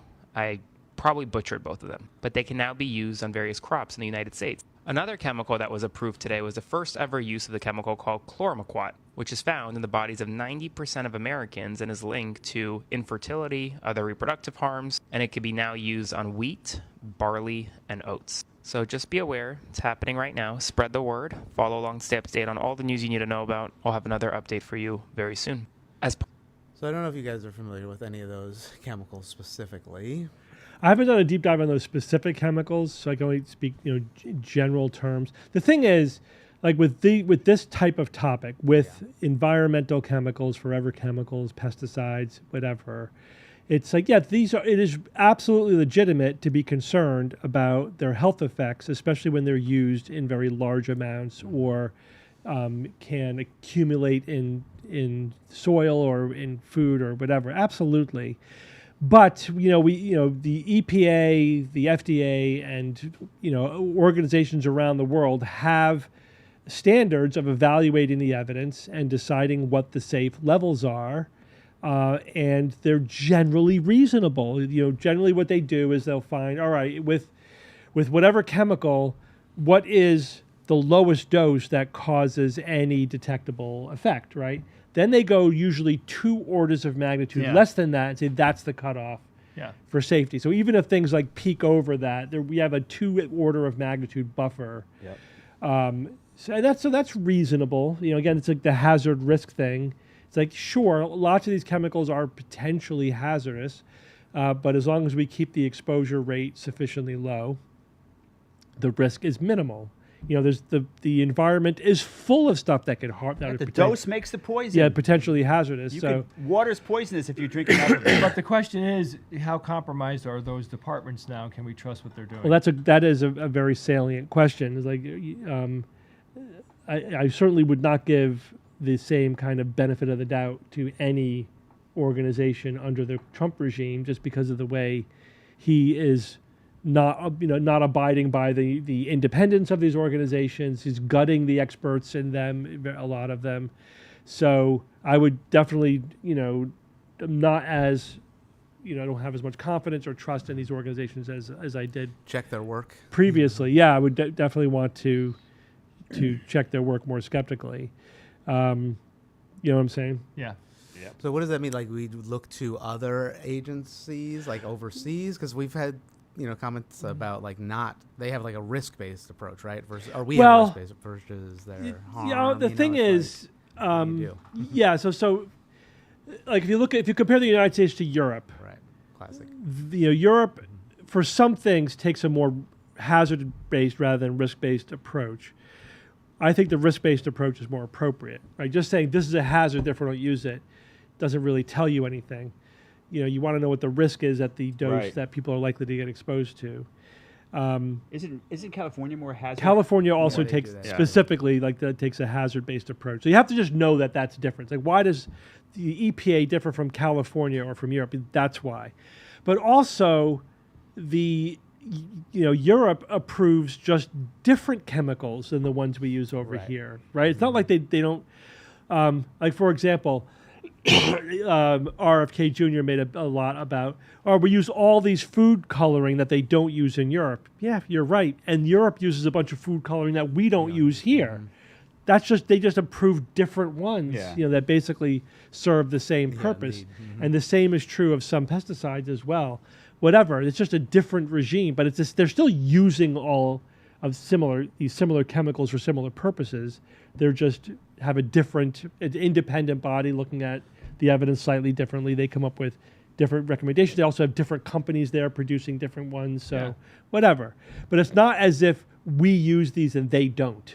That is not correct. That is a misleading to say that. So along these lines, let's look at something else that I was going to bring up is, we probably have heard of the recent food recalls. Around between the Cyclospora? Cyclospora, like the lettuce on Taco Bell's, whatever. Yeah, supplier. you want to know why all these food recalls suddenly are happening? Well, this is the question. Yeah, why? Right. Well, it's because of the regulations that are no longer in place. Or the regulators are not checking. Like, for instance, this is a new one. FDA announces nationwide granola recall due to salmonella risk. I mean, is this all just maybe we're hearing about it more, or is it actually increasing? I mean, to some, these things do happen all the time. So it's nothing new. Like having a foodborne illness, outbreak associated with a farm that this was like a specific farm in Mexico that was one of the suppliers to Taco Bell. That happens every few years. It happens all the time, and we hear of a big one every 2-3 years or whatever. So from that perspective, there's nothing really extraordinary about the Cyclospora outbreak. But what the regulatory angle is that this was a known vulnerability in the food supply chain. That basically there was a law passed or a rule passed by the EPA to prevent this sort of outbreak from happening. And the Trump administration delayed the onset of that rule. And if they hadn't done that, then basically that rule is that when the EPA or whatever, when they make a request to a company for their records, they have 24 hours to give them the information, right? So they basically said to Taco Bell, send us all of, because they have to keep records of where all their food's coming from. And the EPA said, send all that to us. Yep. And the rule that was going into place was you have 24 hours to comply. Trump delayed that rule because they said it was too onerous for the industry. So 24 years to reply? So Taco Bell took like 3 weeks to reply. And during that time, the Cyclospora outbreak hugely increased. So it just proves the need for the rule, So that was that. It wasn't that they didn't take away something. They delayed the introduction of something that was designed to reduce these outbreaks. But also, all of these agencies have had a drain of expertise over the last year and a half. Yep. So they don't have the resources, they don't have the people that they used to have. Like the number of people surveying thousands of companies and thousands of farms or whatever is just overwhelming. And plus now we're only really spot checking like every few years or whatever, foreign sources of food that are getting imported. So we just don't have the regulatory infrastructure that we used to have, and it's not where it needs to be to protect the public from this kind of outbreak. And they're happening. And so yes, you can't. That's not. We should expect more and worse of these until that gets reversed. Until that trend gets reversed. Absolutely. And Ian, you're okay with all this? Yeah, man, is what I voted for. I want my Yeah. my granola for breastfeeding mothers to be full of salmonella. Yeah, this granola was specifically targeted for breastfeeding mothers, which is I'm sure it it's works. crazy. Well, yeah, I mean, no, I'm sure. I'm saying the salmonella is not the good part, is not the part we want. All right, yes. So that's fun to look forward to. All the foods that have been recalled. I was looking up the eggs. Obviously, we talked about a while ago. Leafy greens, some soups, granola, meat and fish, from being mislabeled seems then misbranded, and then jalapenos and fresh produce. So no fresh produce for you. Yeah, the wheat one bothers me because I use wheat to make bread. Wheat. I just saw Does cooking the Soup kill Nazi anything? episode, Ian. Soup Nazi. It was good. No soup for you. This is a good from Grimbeard. Isn't the whole point of Taco Bell to clear out your digestive tract like you're prepping for a colonoscopy? I don't know if that's the point, but it is the outcome, so to speak. All right, so let's look at, I think I have a couple others that we can look at. Here's a fun little pronunciation one. Oh, yeah. This guy's a This linguist. was interesting. This is an interesting, since we've said it before. Somebody tagged Jay specifically. Right, let's get into it. Oh, man. Nuclear weapons. The nuclear option. Nuclear weapon is Nuclear weapons Nuclear test. We're putting you on a nuclear sub. Nuclear. It's pronounced nuclear. Whatever. Don't even get me started on words like nuclear, I said the other day, but some of you really want me to. Or I got you started. But here's the thing. No matter how much it may get on your nerves, nuclear is not a mispronunciation. Okay, 3 crucial things we know from linguistics, the scientific study of language. Language changes. So mog or riz or literally as an intensifier, sure. But the really interesting stuff is how grammatical structures and sounds shift around. Language varies systematically across social groups, so there will always be finely graded variation across class, gender, and any social groups that are meaningful in a given society. And 3, all languages and all native speaker accents and dialects are linguistically equal. Not socially equal, they vary widely in social prestige, but they're all complex, subtle, and rule-bound, and equally capable of eloquence, passion, and precision. Remember, none of this is my opinion. This isn't a hippie woke agenda. These are things we know. Now, people have been pronouncing nuclear as nuclear since the dawn of the atomic age. Eisenhower said nuclear, so have 3 other presidents. It's in widespread use among educated speakers, including scientists, lawyers, and professors on both sides of the Atlantic. Where'd it come from? You'll often hear metathesis, which is the fancy word for swapping the order of sounds. So Bird used to be brid, horse used to be hross, and wasp used to be waps. That's right, bird, horse, and wasp, among many others, started as mispronunciations. Cool. And consider February, prescription, comfortable, and iron. Do you say iron? I don't. But metathesis doesn't really work as an explanation for nuclear, because it would have had to become nuclear, then nuclear, and then we still have to account for how that "ya" got in there. How did it? By analogy. See, we have a ton of words like circular, particular, molecular, cellular, but only one like nuclear. Comment if you can figure out which one. So analogy is the real reason for nuclear. Regardless, you can't stand on the way it's spelled as an argument against nuclear, not in the language of Colonel Connecticut, Wednesday, Doubt, and Phlegm. English has, this is the literal technical term, a defective orthography. I love it. Spelling has nothing to do with pronunciation. Really, the only question then is how many native speakers have to use a form for us to consider it correct? You could say only pronunciations used by more than half of native speakers, but if your criteria are that strict, then I guarantee you, no matter what English you speak, you're saying a bunch of things wrong. Really, the only reasonable position is to accept all pronunciations as correct as long as a reasonably large number of native speakers uses them. It may hurt, and I empathize. I really do. We're all human, and weird biases and preferences are part of what it is to be human. But you may be standing on sand. Hey, let's keep the comments civil for this one. Cool? Nuclear. So I think there's a lot simpler rule. I totally agree with that. I mean, The simple rule that is makes that the way I say it's correct.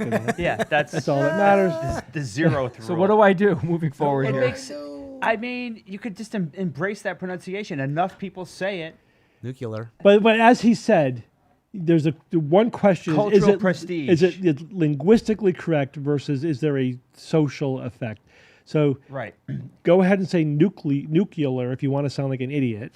He's Right. not saying you don't sound like an idiot. He's not saying Right. it's not technically incorrect. It is a variation. It's valid. Yeah, and that's the descriptive versus proscriptive approach to language. Like people just say things the way they say them, and it's fine. It's all good. It's all part of language If you evolving. understand them, does it matter?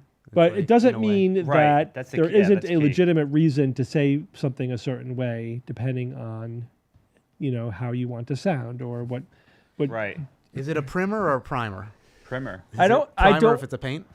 I don't want to say the word incorrectly. In my case, I thought about this quite a bit because it's been, it's been a thing for like a decade. I don't hear the difference, and I actually have to think about how I'm going to say the word before I say it, and Yeah. I can't Well, make you- it second nature. Usually, those kinds of sound swaps happen because it's slightly easier to say it one way. Yep. Nuclear is just easier to say than nuclear, right? It Yeah. is. So usually, like the way kids say it, Piscetti. like Piscetti, Yeah. or pocky clips, or right, Physicist. Or as my niece said to me, skeletope. skeleton. Skeleton. Telescope. I love that. Skeletope is awesome. Skeletope is Skeletope. one of my favorites. So that often we are saying things like the easier way to say things is where language tends to evolve over time, right? Yeah. So, yeah, there may be a time when nuclear is. Like, are we starting to drop in the articles and stuff majority. like that? Like, do we stop? We those tend to interstitial we're words? constantly shaving off the rough edges to make things a Yeah. little bit more easier. Yeah, we'll go back to So- clicks and whistles at some point. So nuclear Or forward. is maybe not as wrong as you thought, but if you don't want to sound Uneducated. or whatever. uneducated Yeah. to a lot of people, then maybe you want to consider how you pronounce it. Yeah. But he That makes, doesn't mean that there he isn't makes a lot of sense, man. It's Yeah, just yeah. like language is an evolving thing. Yeah. It changes, and yeah, if enough people are saying it, then it's probably fine to say it that way. Conversely, you shouldn't be dismissive to people who say it. Right. Thank you, differently, Ian. too. Right. Thank you. Well, Jimmy. it's all. I mean, there's so many things. And some of it is cultural. Yeah. Like ask versus ax. Ax is Yeah. actually perfectly culturally acceptable. Yep. It's not an arbitrary I think thing. it's also technically more "quote unquote" correct historically. Yeah, You know what I mean? It like that may be true. stems from Or etymology. Was that Logically. that term where the words where letters flip? Probably, Bird, yeah. brid, and Brid, cross and cross. horse. Hurs. Is that an or example? like I always think of often or often. Yeah. Because often drives me crazy, but it's just as correct as Short often. drive. Yeah, I hear you. Yeah. That's Well, we- grating to me. We as well. live in an area in New England where we don't pronounce T's correctly. Well, again, Well, again, you there's can't no- say there's correctly. no correct. Connecticut. We have it's our accent, which is as valid as any other accent. We have glottal stops or whatever. Like Just there's linguistic drift. we have a glottal stop with our T's. I just Like we wish say that salt instead of salt. I wish our words were. Although I spelled- don't say that much. I wish we could just have the balls to switch to metric and to spell our words Metric language. phonetically. We should spell all of our God. words phonetically. That's the way it should How come be. the word phonetically is not spelled phonetically? We should just get rid of ph. Yeah. ph is ridiculous.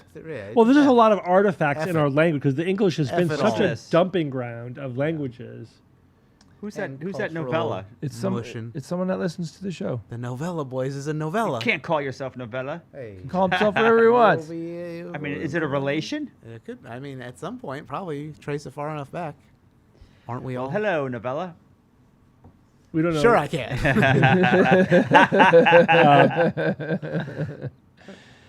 All right, so we like it. Thank you, Ian. We like it. All right, whatever he was saying, we like it. All right, let's do maybe this, and then we'll do some tickety talks. This is like medical myths that have survived since slavery. So this is a pretty awesome science communicator, but there's some, historical racial bias that has still persisted. Let's see. Have you ever heard the myth that black people have thick skin?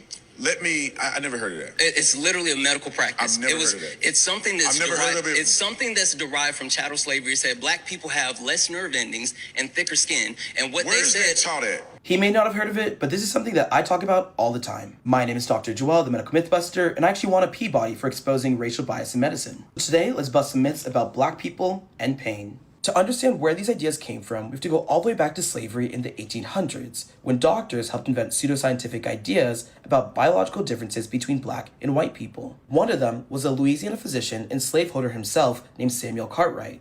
He claimed to have discovered a mental illness called drapetomania. The symptoms for it were an enslaved person wanting to run away and be free. The cure was amputation of toes and whipping. It's the same doctor who said that black people had thicker skin, experienced pain differently, and inherently had lower lung volumes. They were part of an entire system of pseudoscience that turned the consequences of slavery and even the desire to escape it into biological defects of black people. Those beliefs had real consequences. You may have heard of J. Marion Sims, sometimes called the father of modern gynecology. Sims developed his surgical techniques by operating over and over on black women and children without any anesthesia. We know the names of three: Anarcha, Lucy, and Betsy. But the part that tells you everything is he used anesthesia on his white patients, stemming from the belief that black patients felt less pain. And I want to make it clear that there is no evidence that black people have meaningfully thicker skin that makes them feel less pain. In fact, the science points the opposite way. When researchers pulled together decades of research, they found that black patients, when compared to white patients, experienced more pain and actually could tolerate pain for less time. At this point, you might be saying, that was in the 1800s.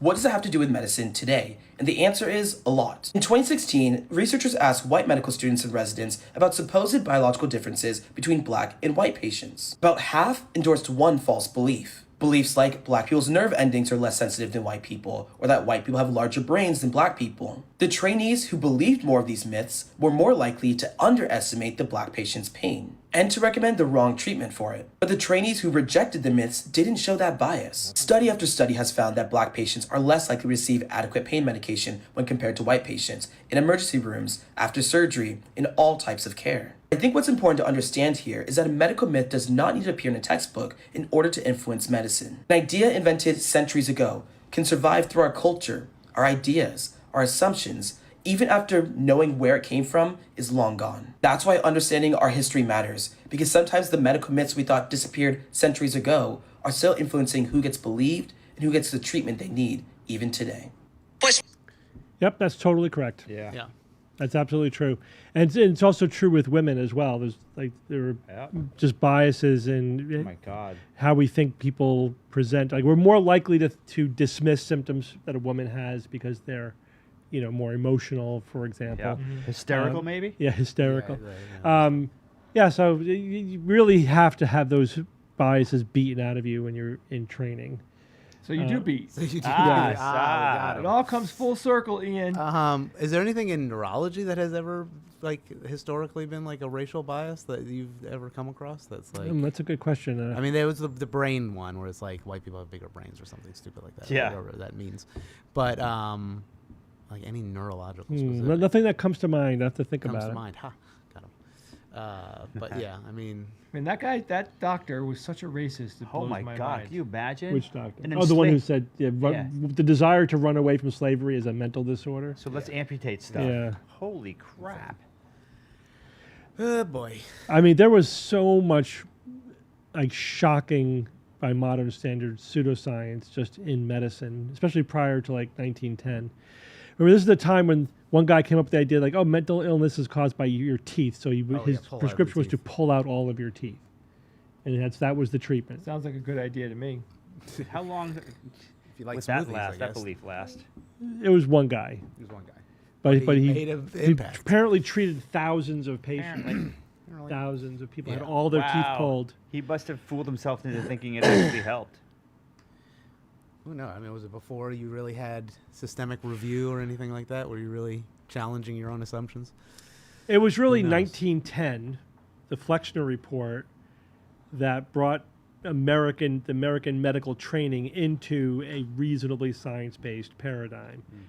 Not that it was instantaneous, but at least Right, then but there that's was the like, all right, now milestone, yeah. we are Nice. explicitly saying that we are going to use evidence in science. What's that? What was that called The again? Flexner Report, 1910. Man, that's not. Prior to that, I it was hadn't heard just about that. That's half of that's medical schools important. were closed because they just were not science-based. Whoa. Yeah. Thank you. Is the ginger, like people who have red hair, pain adjustments real? I mean, from what I understand, like don't people with red hair have to have more anesthesia because it doesn't kick in? I don't know how true that is, but that's what I've always heard in the I don't know. in the zeitgeist. Zeitgeist. I've heard of it. I don't know if it's I don't know true or how not. accurate that is, but it could be. I don't know. We should just cut some of their toes off and see what happens. see how these. Right. Oh God. That reminds me of Tim Minchin in his wedding. Yeah, the Nick was a good show. Yeah, the Nick was a very good show. That Basically was awesome. contracted like 20 or 30 years of nonsense into Yeah. a couple of years in one hospital. But all that stuff was true in some place at one time. Yeah, it or wasn't another. that one guy Yeah. doing all these things, but it was very One interesting. effing guy. They got a guy. They got a guy. What else do we have on the topic list? I think that was it. Upcoming events we already did, so that is Dragon Con coming up very shortly. Oh my Yeah. gosh. So we have our private, Yeah, a couple weeks. private show that we'll be doing at the American Hotel Mm-hmm. on Saturday night. Saturday. And that was what the 5th, I in the believe. park. September 8 5th. p.m. I'm half ginger. How dare you? I've ginger chops, so I can say ginger. I don't know. And they're doing just a boatload of ginger panels. It's just ginger chops. That's what my sister-in-law calls me. And Bob, Steve, and I, our costumes are going to be, 3 Italian guys from, Hey. From Connecticut. It's Connecticut. very easy. It packs itself. All right, I think that was it. Now we just have TikToks that we were Yeah, gonna I'm gonna do a few I don't think TikToks. there's anything else. You All right, guys good- are let loose. Good to be back, to be guys. back, We'll see you people. soon. back. More AQ6 coming out. Yeah, we just Spider-Man. recorded a Yeah, Spider-Man we just one. recorded one yesterday, so it's coming. PR just dropped the second, season, so go listen to those. Electoral College is out. Other stuff. Bada bing, bada boom. All right, Ted. Only yeah. Thank you, Grimbeard. All right, goodbye, Okay, boys. bye. I'm gonna hit this cool music for a second while we set up the tickety talks.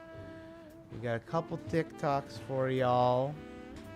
You may recognize this person in the TikToks. I don't know if you will. There's somebody there. Are these off? These are off. Okay. Is it what? Oh, the box. Oh, yeah. That's. So you can sit Oi. there. Oi. Oi, bruv. All right, that's good. That's good. That's close enough. Oh, you know what? Mouse is freaking out, man. Okay, this and this one. This. There we go. Picture in picture. You want to do this one first? Yeah, sure. All right. I'll start with intro, so let me know when you're ready. Oh, yeah, okay. Let me kill the music and do this. Nice table, by the way. I know, it's a nice table, right? The wood table. It was worth Very it. It was worth nice. the wait. It looks good on a spaceship, right? For AQ6? It's, There's wooden space. there's wood. They have trees in space. The thing is, we are still using material that we've been using for thousands of That's years. true. Wood. And it's mostly like the natural materials are still the best materials for They're many pretty of the good. things that we use them for. We don't have super advanced metamaterials. I mean, some, but they're not like ubiquitous, I guess. Yeah, but we don't use them for like tables. Yeah, that's true. I mean, what would you use? Well, remember, did you touch that tree in Australia, in Sydney? That squishy tree? Did you? The redwood? No, there was the tree right by where we stayed. The tree, the bark and everything, when you push it, it like gives way. It's like spongy. Oh. So it was not like a tree that you could probably use for construction. I don't know what you use it for. If anybody's Australian, if you know what I'm talking about, there's like squishy trees. No, not that. There's squishy trees in Sydney. I don't know what you use them for. Maybe they're just for the bin chickens. All right, here we go. Let me hit the start. Let me know when I could start. Cabinets are expensive enough with that super advanced metamaterial. Yeah, I guess that's true. Fiber, carbon fiber cabinets might not be necessary. Here we go. 3, 2. So where does consciousness come from? This is a fascinating question that has challenged neuroscientists and philosophers for centuries. But I would argue that with our modern techniques, our ability to study how the brain functions and to do scientific investigations, we have a pretty clear answer to that question as to where is it coming from or what kind of phenomenon is consciousness. But there are still people who deny the findings of modern neuroscience. Let's listen to this guy.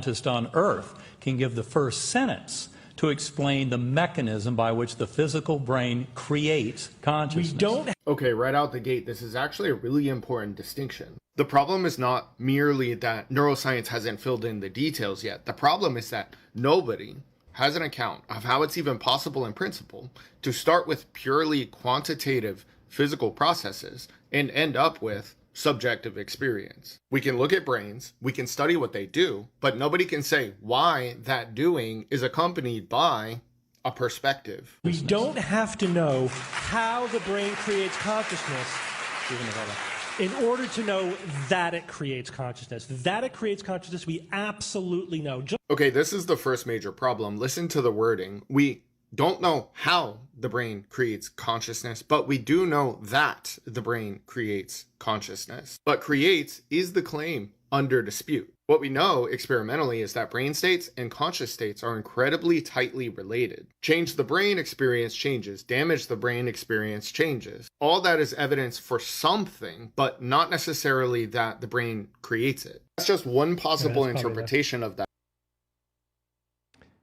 Yeah, that's good.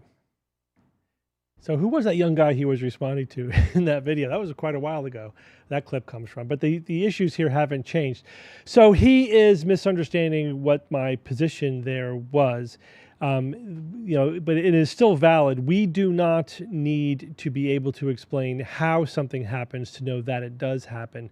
Or we do not need to know exactly every tiny detail about how the brain is creating consciousness to know that the brain creates consciousness. That is absolutely correct. And his explanation there doesn't hold any water. So let me explain that a little bit further. He's, I think, confusing proof with science, right? So science works from inference to the most likely explanation, right? So if we say, what are all the different possible hypotheses about the origin of consciousness? The one that far and away fits all the evidence is the materialist notion that the brain causes consciousness. He kind of waves off that evidence as, yes, there's a correlation. And this is what a lot of the dualists do, the people who think that the conscious comes from something other than the brain. They go, yeah, well, there's a strong correlation between the brain and conscious. There is. And what do you think that reason is? He eventually in the video endorses idealism, the notion that consciousness and the mental phenomena come first, and that produces, if you will, physical phenomena. The problem with and he says that's the best explanation. It isn't. It's the worst explanation. The problem with idealism is a couple of things. It doesn't really have any explanatory power scientifically, so it accomplishes nothing. What's the testable hypothesis that's generated from idealism? And also, it does nothing to account for all of the physical evidence for the brain connection to the mind. So, that he outlined some of it. If you change the brain, you change the mind. If you turn off the brain, you turn off the mind. If you damage the brain, you damage the mind. It's every way in which you would expect that correlation to hold up. If the brain causes mind, it does hold up over and over and over again, down to the tiniest detail, where we could alter a piece of the brain, and that alters that piece of your consciousness. It's really hard to square that with anything other than the notion, the neuroscientific materialist notion, that the brain is what's causing consciousness in the first place. We have technology now like transcranial magnetic stimulation. We could literally inhibit the functioning of a circuit in the brain, and that causes a corresponding change to the mental function that circuit is creating. There's just no way around that, and there's no way around the inference to the only really compatible explanation, which is the brain causes consciousness. Also, we can invoke Occam's razor. Other forms of dualism just introduce completely unnecessary external phenomena for which there's no independent evidence and have no explanatory power. And you could just eliminate from the equation without changing any of the evidence at all. Again, you don't need some magical fairy to create consciousness when the brain is perfectly capable of doing it. Now, we do have some idea, like people always, I think, overemphasize the fact that we're not really sure how the brain creates consciousness to make it seem like we know nothing. It's not true. We know what's happening in the brain. We know that, and I think Daniel Dennett did the best job of explaining this. It's if you follow any mental function, it corresponds with a neurological function, right? So if you perceive something visually, we know that that signal is in the visual cortex, and then it gets analyzed by the higher levels of visual processing, which then connects to your memory areas to match what you're seeing with what you remember, which then connects to the emotional centers of the brain, which gives you an emotional reaction, et cetera, et cetera. And as Dennett pointed out, that you can just keep going. Like that trail of this part of the brain communicates to that part of the brain, communicates to this part of the brain, just keeps going forever. It never has to stop. And it's that continuous internal conversation that causes this subjective perception of consciousness, that you perceive your own existence. And when that continuous process stops, your consciousness stops.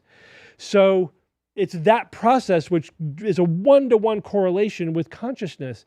There's really no other reasonable inference. And this guy then just throws out idealism as if it answers anything, when in fact it answers absolutely nothing. It has zero explanatory power. This really, philosophically, I think we've kind of nailed this down a long time ago. As neuroscience advances, it's just solidifying the neuroscientific materialist paradigm of the brain causes consciousness. The brain function is consciousness, basically. That conclusion gets stronger and stronger and stronger as our technology improves, as we can look at the brain and alter brain function with more precision and more control. It just strengthens that conclusion. That conclusion is going nowhere. All right, cool. Consciousness, Steve. Okay, call that one that. And then, I love when people try to use logic, but they don't really know what they're doing. Yeah. Facts and logic. Conscious. That was a good try. It was a good try. You tried so hard. You almost got there. What do you want to do next? Little buddy. Okay, so let's see. We got this one. We could do. Boop, boop, boop. Was this the one? Sure. Oh yeah, I think this was it. Doing this at night while you sleep improves. That's the one, right? Yeah, that's fine. Okay, hold on. Let me. We'll do the same thing, right? You start and then. Yeah. I'll say something. Let me back up a little bit. All right. Here we go. 3, 2. Can you use aromatherapy or scents of some type, oils or whatever, essential oils, in order to improve your brain function. There's some connection between the olfactory system and memory. Sure, it's not completely impossible. But what this guy's saying, it really stretches, plausibility. Let's listen. Doing this at night while you sleep improves memory and cognition by 226%. This is crazy. For those who don't know me, I'm a brain and nervous system specialist. My name is Dr. Clint Steele. I help people improve their lives by improving their brain function, specifically around preventing and in many cases reversing dementia and Alzheimer's disease. Research coming out of the University of California at Irvine, over 6-month study. What they did was they took a group of people, they broke them in half. They measured their memory and their cognitive ability at the beginning and then again at the end. In addition, they did MRI studies on their brains after the research project was done. One half of the group, for every night for 2 hours over the course of the 6-month study, had an aromatherapy diffuser in their room, releasing different scents throughout each night. The other group did nothing. At the end of the 6-month trial, the group that smelled the scents each night for 2 hours over the course of 6 months had an improved cognitive and memory ability of 226%. In addition, the MRI study revealed doing this at night while you sleep. So what we're seeing here is the difference between taking a study and just accepting whatever it says at face value and actually looking at the study from the perspective of, science-based medicine, of understanding, a good study from a bad study, and then analyzing it for how reliable the information is. So first of all, this is a single study, right? It's not as if this study has been replicated or there's lots of evidence showing that this is the case. The study itself had 42 subjects. That's tiny. That means there's, like 20 people or so in each group, the intervention group and the control group. That's a teeny tiny study. They had 5 different measures of cognitive function. 4 of them showed no difference. One of the 5 showed the difference that they're talking about. So that is not a very robust finding at all. And if you look at that one study where there was improvement in the group that got the different odors at nighttime, the difference was in the treatment group, 6 of the people in the group got better, and in the control group, 3 improved over the course of the treatment. 6 versus 3. So 1 or 2 people, having a quirky outcome would have completely changed the statistical outcome of that study, right? Of that one measure. That's why small studies are not reliable, right? They could be dramatically affected by just 1 or 2 fluky outcomes. That's why you need to do at least a good rule of thumb is 50 people in each in each group intervention versus before the statistics have any meaning to them at all. So this was less than half the size of the minimally powered study to really say that these results are showing us something that's likely to be reliable. And then even then, until it gets replicated, it means nothing. That's just the bottom line.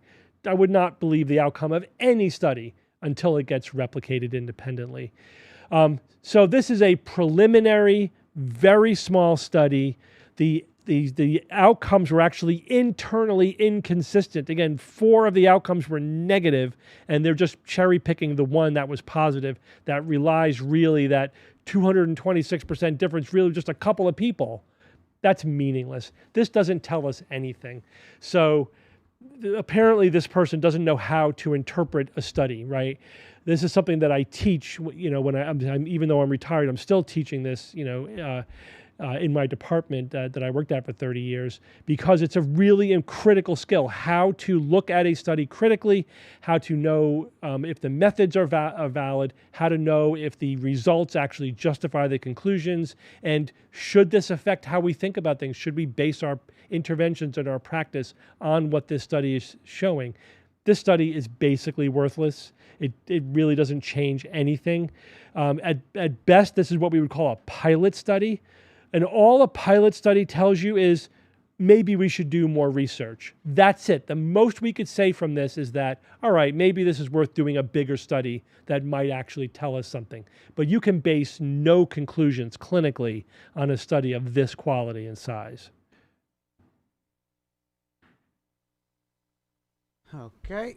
Boom, boom, boom. Cognition. Let's call it that for now. Cognition. Oh. All right.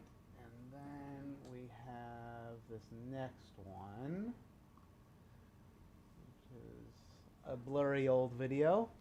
Yeah, this is interesting. This is, let's see this one again. All right, let me see. All right, here you'll start again? Yeah, I'll start. Okay. So here, stand by. 3, 2. So over 20 years ago now, I wrote about an interesting case of Desiree Jennings, who the anti-vaccine community claimed had a severe case of dystonia in reaction to a flu vaccine. A retired neurologist. I was a practicing neurologist at the time. Dystonia is a movement disorder, so it is something that you can actually meaningfully evaluate based upon video evidence, right? You're looking at how the person's moving. Doesn't matter if it's on a video or in person, you could make a reasonable judgment. So I commented at the time that what we're seeing in the video evidence of Ms. Jennings is not dystonia. It resembles what we would now call a functional neurological disorder. At the time, people fell into two camps. Those that believed that that was a real neurological side effect of a vaccine. This was basically just used as propaganda for the anti-vaccine movement. And those who thought that she was faking. And the point that I made at the time is that both camps are wrong. That typically in situations like this, people are not faking. They don't have insight into what is happening, and they do have a neurological disorder. It is not dystonia. It is a functional neurological disorder. Now we're seeing videos, the old videos resurfacing, partly because Desiree Jennings, now Desiree Townsend, is a reporter, and so she's still out there in the public domain. And people are, in my opinion, sort of re-exploiting her and making the same mistakes that were made in the past. Let's watch this video. Firestorm. Desiree Jennings is the pretty ambassador for the Washington Redskins cheerleading squad who claims she developed a rare neurological disorder called dystonia after receiving a seasonal flu shot, causing dramatic spasms and slurred speech. I just feel sideways, but nothing goes now too. So you used to be able to go sideways? Yeah. What made the story so startling is that her symptoms seemed to disappear when she walked backwards or ran. Yeah, I can talk now. Back in October, Desiree and her husband told me they worried they'd never find a cure. But look at Desiree now. We found her walking normally, playing with her dogs, going shopping, even getting behind the wheel of a car and driving.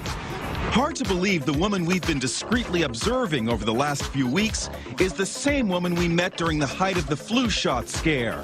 So we wanted to ask her about her remarkable improvement. We've been trying to reach you and you have not been returning our phone calls. Oh, I'm sorry. What's going on? It looks like you've made a complete recovery.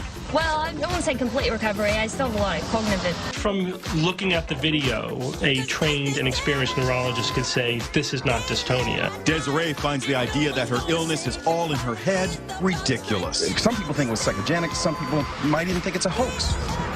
I mean, people are free to believe whatever they want, but, clearly what I've been going through, I know it's not psychogenic, and it's not a hoax. By now, you may have noticed something that surprised us.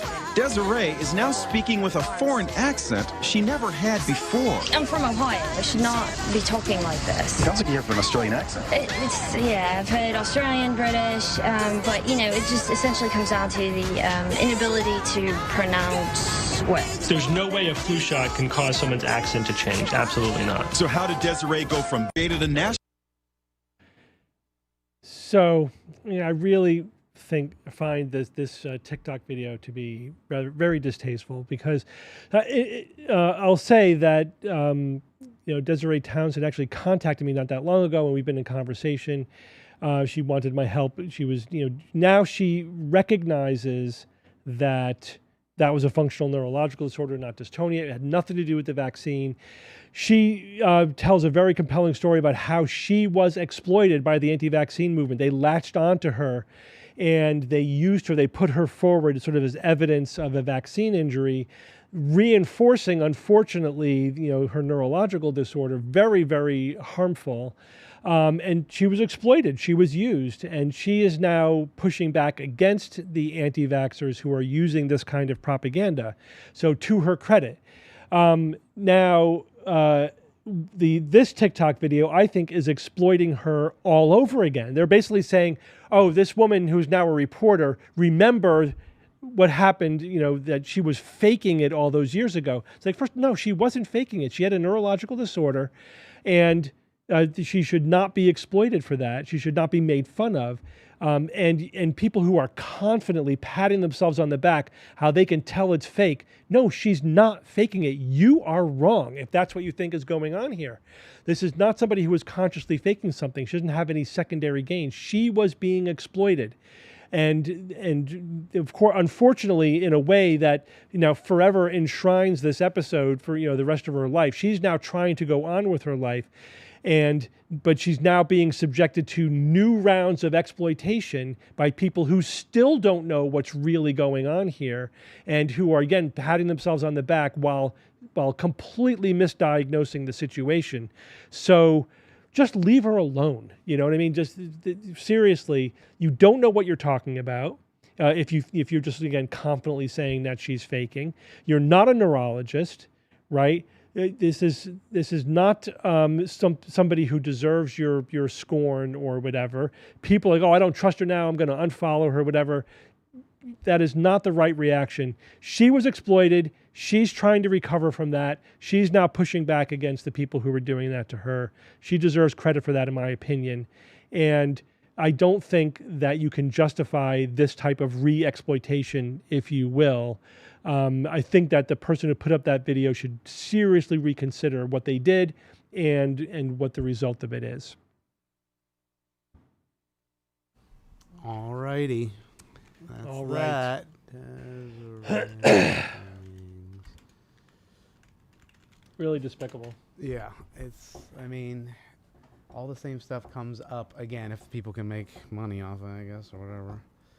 Exploit people as much as possible. What is this time? The short answer is we don't really know what causes functional neurological disorder. It often is a stress reaction. It could just be a manifestation of extreme psychological stress. But some people seem to be predisposed to it more than others. We don't know exactly what's going on. We know what it isn't. We kind of know how to approach it, how to treat it to some extent. It's very challenging. What they don't deserve is to be exploited or made fun of. Yeah, right? Harassed. You're basically making fun of somebody with a neurological disorder. Yeah, we talked about the foreign accent, quote unquote. Before, foreign accent syndrome is something entirely different. Right. That's not what she has. No. There are some people who, after a stroke or an injury or whatever, their accent changes. And it's really just a form of dysarthria. Like their ability to pronounce words is different. It just sounds and it like just it may incidentally sound superficially like some accent, but it's not really taking on a different accent. You know. And these are very rare cases because again they're just very coincidental. Right. All right. I think that's it. So we saved the world enough for one day. We certainly did it. So. Let's see. Next week we're probably fine. We're gonna do another live stream. The week after that, I don't know when you guys are leaving to go to. Probably not before we go to Dragon Con because we're leaving on Thursday. So we'll probably have Uno Mas before, and then Dragon Con. So get your tickets if you're near Atlanta, ATL. And there's a private show. Private show's gonna be a lot of fun. There's also the Dragon Con panels. Yep. So it should. Somebody was asking, what do we need to know about Dragon Con? It's like, It's a nerd fest. Yeah, I mean, it's a nerd fest. It's like 2 big hotels connected, right? Oh, it's like 5 or 6 5. hotels now. It's huge. But Dragon Con is then so big. it's also in the city, so like some stuff is not necessarily Downtown Yeah. Atlanta. Yeah. So it's really not that crazy. I don't know. I mean, it's crazy. No, but it's not actually that crazy. I've been to different cons. This is my favorite one. Yeah. It's got a good amount of people, so there's a lot of energy, a lot of things to see. Great costumes. That's the best costumes it of does any have the con best. that I've been Better to. than Comic-Con. But it's not like No offense. overwhelming like Comic-Con is. Yeah, Comic-Con is like a lot of people. Yeah, the Comic-Con San Diego is like kind of overwhelming, and it's good. The panels are great. You get to see a lot of celebrities if that's your thing. Mm-hmm. There's a science track, a skeptic track, so there's actually good. There's a robotics track, a space track, so there's a lot of good science there as well. Yeah, it is a really good con. Yeah, it's good. So come check out the boys down there. All right, I think that's it. I mean, anything else we need to talk about? No. The episode's coming out on Saturday, or 1 day early for patrons. Yeah. There's that. Make sure to subscribe on SBM also. You know, I think Steve just wrote an article today about Traumatic brain injury. Traumatic brain injury. There it goes. It's in line with everything we were talking about today. There's a new kind of international study just looking at the causes of it. Okay. All right. Well, thank you. All right. Everybody, Good for seeing being here. We'll everyone. see Thank you, of Ian. course. Bye-bye. Bye-bye.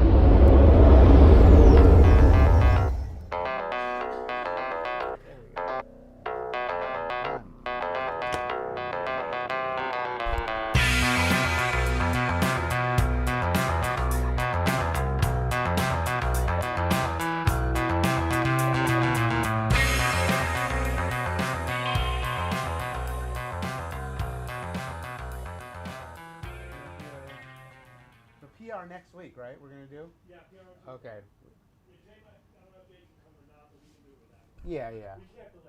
No, we gotta start recording. I know it's crazy. All right.